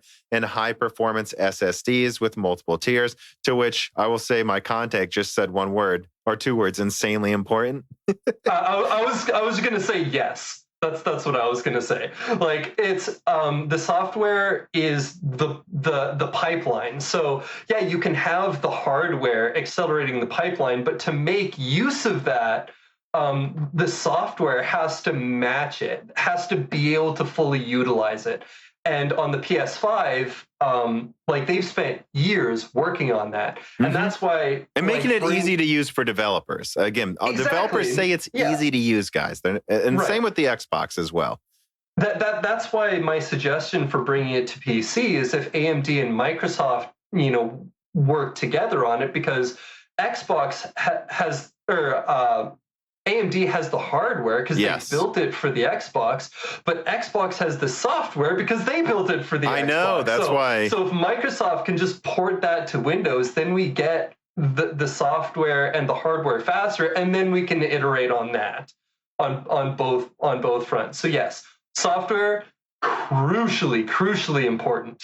And that's one thing I would say is the thing that excites me the most about the next gen Xbox, because I am a PC gamer, I'm predominantly a PC gamer. Yeah. The thing that makes me so excited about the Xbox is the ramifications there are with AMD and Microsoft working so closely together that I think, I'm not that interested in an Xbox console in general ever since they got rid of exclusives, unless it benefits PC gaming. And I think both their work with Sony and especially Microsoft is going to profoundly benefit PC gaming. I think it's going to be a rocky couple of years, but after that, we're going to have a so much better experience. Yeah, it's going to be a rocky couple of years because there's going to be console exclusives out of necessity because devs want to make use of that technology in the consoles, and it takes time to adopt that in PC. But I think once PC gets that technology, Microsoft's going to start porting over a lot of those consoles that PC gamers missed, and they'll get that opportunity to play them on PC. Yeah. And so I guess a couple more things, and this one gets a little off subject, but I think you'd be interested to talk about this briefly. So Josh Law writes in and he says, why don't we see more PCBs with things mounted on both sides? And if it were to become more common, could there be cost savings in addition to possible space savings or increased density when it comes to SSDs, motherboards, and GPUs? So I'm not an engineer, so I can speculate on this point. But I think the main reason that we don't see PCBs with things printed on both sides is literally just cost. Because I think they kind of build it like this. So in order to get it on the other side, then they have to build the hardware and the manufacturing process to then flip it over in a way that protects the stuff that's already there. They can't just slap it down on a piece of metal and then start printing it on that side. But you do see some of that already. There's motherboards where where's the M.2 port? Oh, it's mounted on the back. Particularly in ITX motherboards, you see that a lot. It's usually out of necessity when they do it because it costs more. I know the PS4 originally had 4 gigs of RAM, then they went to 8, and how'd they do it? Well, they put the chiplets on both sides. And that's how they solved that problem. And I know my ITX motherboard had an M.2 on the back of it because that next to where you mount the bracket for the liquid cooler, just because that's where they could fit it on an ITX motherboard. One thing I'll add to this too, I don't know if you saw this, but it's an interesting thing to bring up. Sony patented a form of 3D cooling solution that's starting to emerge now and circulate on a lot of rumor sites. And it has a cooling mated on both sides of the PCB with pipes going through the PCB to exchange heat back and forth. And I think when people see 2.2 gigahertz, there's a lot of people doubting that's real. And everything I'm told is, no, the PS5 really is running at 2.2 gigahertz 99.9% of the time. And if it needed better cooling, they're going to pay for better cooling. I would say the same of Xbox. I think it's 2020. We're done. We're not getting overheating consoles, guys. Right. Something that I did hear about basically the reason. This is entirely rumor speculation, but what I heard was the reason that PlayStation hasn't revealed the appearance of the console yet is because it's so innovative. They're worried that if they show off a prototype, then investors are going to drop Sony stock because they're like, oh, there's no way they can mass produce that. So we think the generation's going to fail because they can't mass produce that. So Sony is waiting until they have a production mass produced unit that they can show and say, yes, not only is this thing innovative and special and unique, but this is the mass-produced unit. This is how much it costs us to make it. This is how much we're selling it for. We know that because we have it, and it's done. Well, that's something I want to touch on. I'm glad you brought that up because there's a lot of rumors going around with regards to the PlayStation that are just false. I know they're false because I talked to people a year before any of this stuff even came out. They were always always targeting greater than 2 gigahertz. They were always targeting that for years. They wanted to, for multiple reasons. And I know, and again, they haven't shown any games, so I have to keep emphasizing until they show games. For all we know, they are full of shit. But I mean, at the very least, I've been told for a couple of years that they've been targeting greater than 2 gigahertz because they see that as the greatest way to linearly scale performance and make backwards compatibility easy. It's not just about the backwards compatibility, though, that they wanted to. They wanted to hit up to 2.3 gigahertz. And the problem with right now and not showing anything is, I think the dev kit wasn't what it was going to look like, but it was close and everyone took a dump on how that looks. And I want to agree. I think the dev kit looks, I think it looked kind of cool for a dev kit actually. But I think if that was the final console. Most dev kits are kind of like bland boxes and it's had this like really interesting sort of it looked like design. A V8 engine or something, which was kind of cool. But if I have to put that in front of my TV or on my desk, it looks like shit. So I think Sony is fundamentally redesigning at least the exterior of the console. Could be. And so there's a lot of sourcing problems with that. Additionally, I know there's GDR6 shortages that they expect. And so a lot of this last minute cost cutting and worry about supply is just, can we make sure we have enough for, I mean, think about it. They have dual gigabyte chiplets. So that's 8 2 gigabyte chiplets of GDR6. So that's 8 times they want to sell 7 million consoles by March. That's a lot of logistics to nail down. And so I know they were also initially intending to go with 16 gigabit per second or 18 even for the final console. And I really hope they bump up the bandwidth again. Needless to say, a lot of these logistics problems are just total supply and the design of the console's box, I believe. Right. And I don't think the cooling's as expensive as people think. It's just, like I heard it's like $10. Like people have, I think a lot of people misunderstand how cheap the components that go into their PCs really are. Right. Yeah.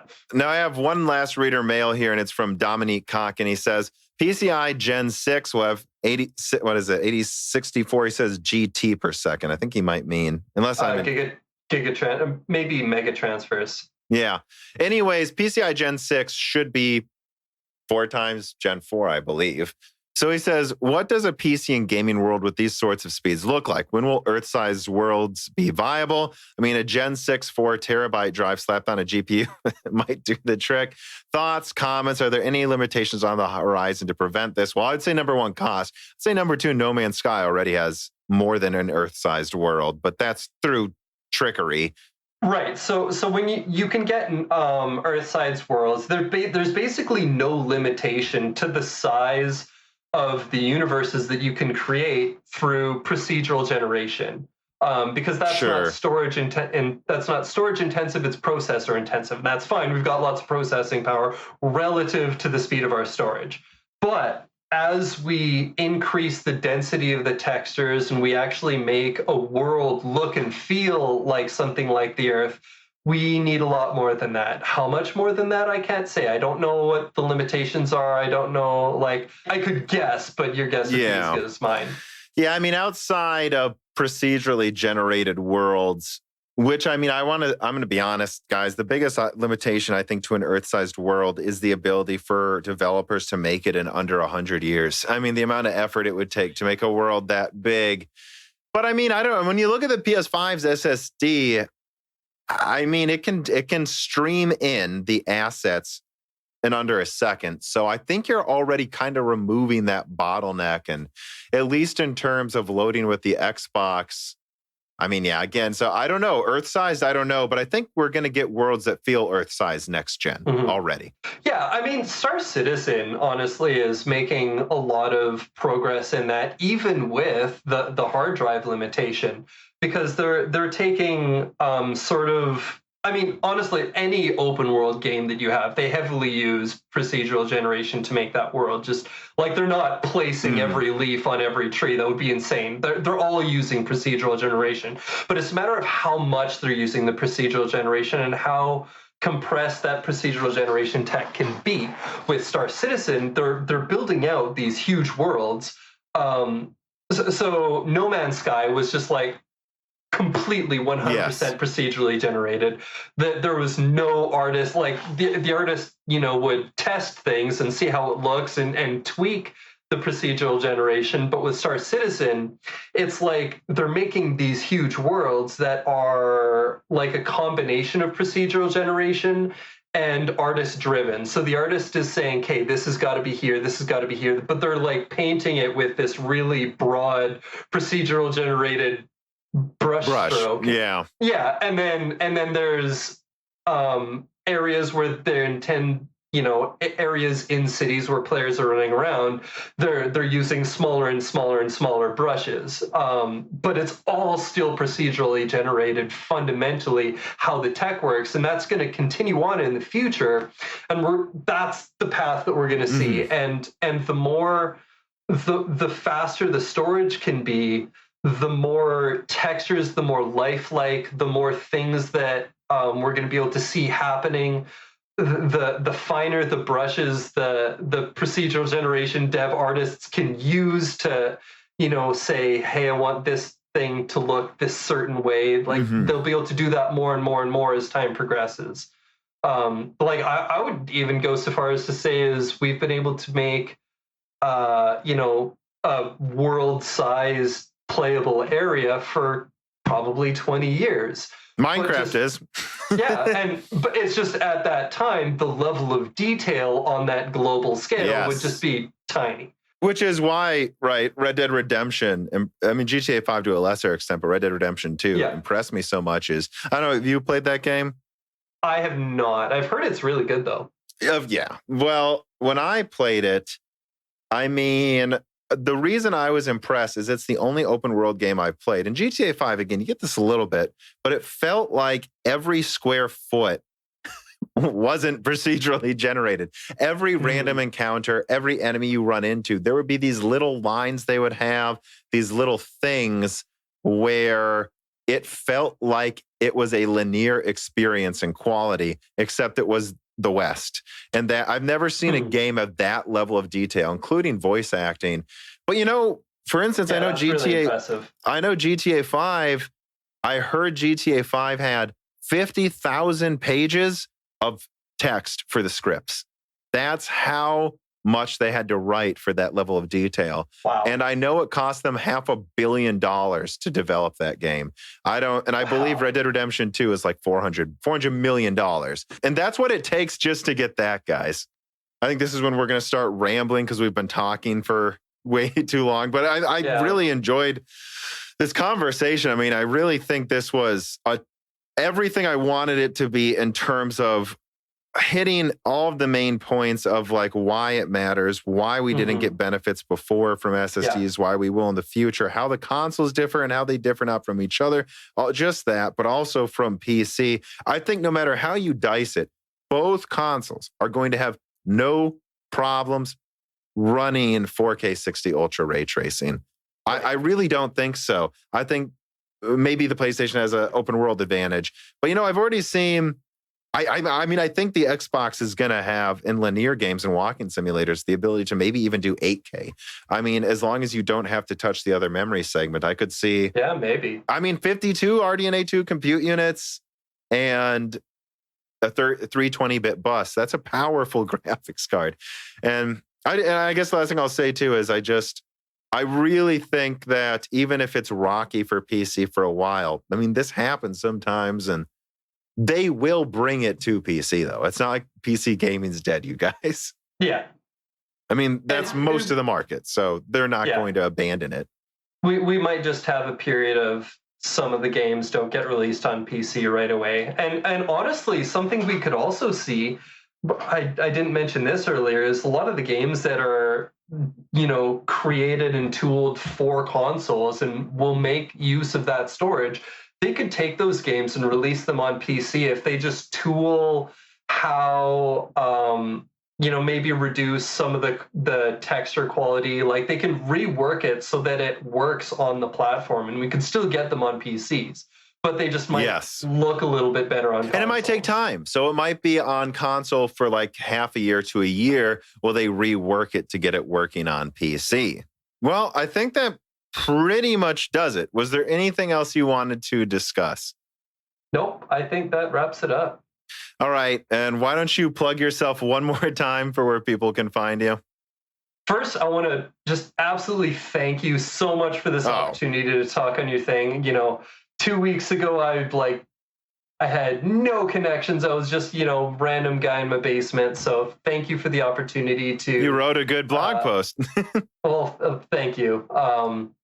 But yeah, so that blog post, you can find me on Meyer Tech Rants at .blogspot.com. I'm on Twitter. I'm on Patreon. Look up Meyer Tech Rants. And if you really feel like it, I have some really old videos on YouTube under that name too. If you really feel like looking those up, they're kind of bad. So maybe. Do you want me to put it in the description or not? Then no. Oh, okay. They'll have to find it themselves then. Yeah, you'll have to find it yourselves. There are some very out of date YouTube videos under that name. But Meyer Tech Rants, that's who I am. Thank you very much. You don't want to see. I've deleted a lot of them, actually, my early YouTube videos. But even if you go to the ones that I think are keepers, and I'm holding up parentheses with my fingers there, the quality is just, I go back and look at it, and I'm like, oh my God, what's this? What am I doing here? Yeah. Right. But yeah, we all start somewhere. So yeah, thank you for coming on. Maybe I'll have you on again. This was pretty fun. Great. Thanks. I'd love to come on again. So let me know. All right. Have a good day.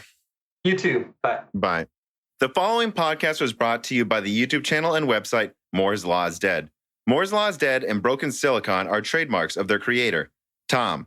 That guy is me, and I am indeed the creator, editor, writer, and showrunner of Moore's Law is Dead podcasts, videos, articles, and other media. However, Moore's Law is Dead is a team, with Broken Silicon co-hosted by my brother, Dan, audio editing by Gerard Cortez, and select technical editing by Carbon Cry. You can find all of our information, including how to get a hold of us, at www.mooreslawsdead.com. And if you are a fan and would like to send mail or other hardware, please mail parcels to Moore's Law is Dead, P.O. Box 10468, Peoria, Illinois 61612.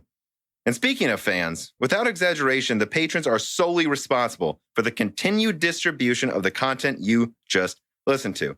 And so if you have some extra money, but only if you do, please consider supporting us. For just $2 a month, you get access to the exclusive podcast Die Shrink, voting on subjects of future podcast episodes, the ability to have your questions read aloud on Broken Silicon, Die Shrink, and Loose Ends, and of course, the Moore's Law is Dead Discord full of like-minded people who would love to meet you. I am one of them. The Discord is only at $1, and at higher tiers, you get access to ad-free episodes of Broken Silicon, the back catalog of Flyover States podcast, thanks in the credits of videos and podcasts, and other perks as well. And if you cannot afford to support us, please just share Moore's Law is Dead videos and podcasts with friends and family on social media and Reddit. And give Broken Silicon and Flyover States a 5-star review on Apple Podcasts. All of this really does help so much more than I think anyone realizes. If you'd like to advertise on the podcast or a person of interest who would like to be a guest, please reach out to the email address mlhbdead@gmail.com.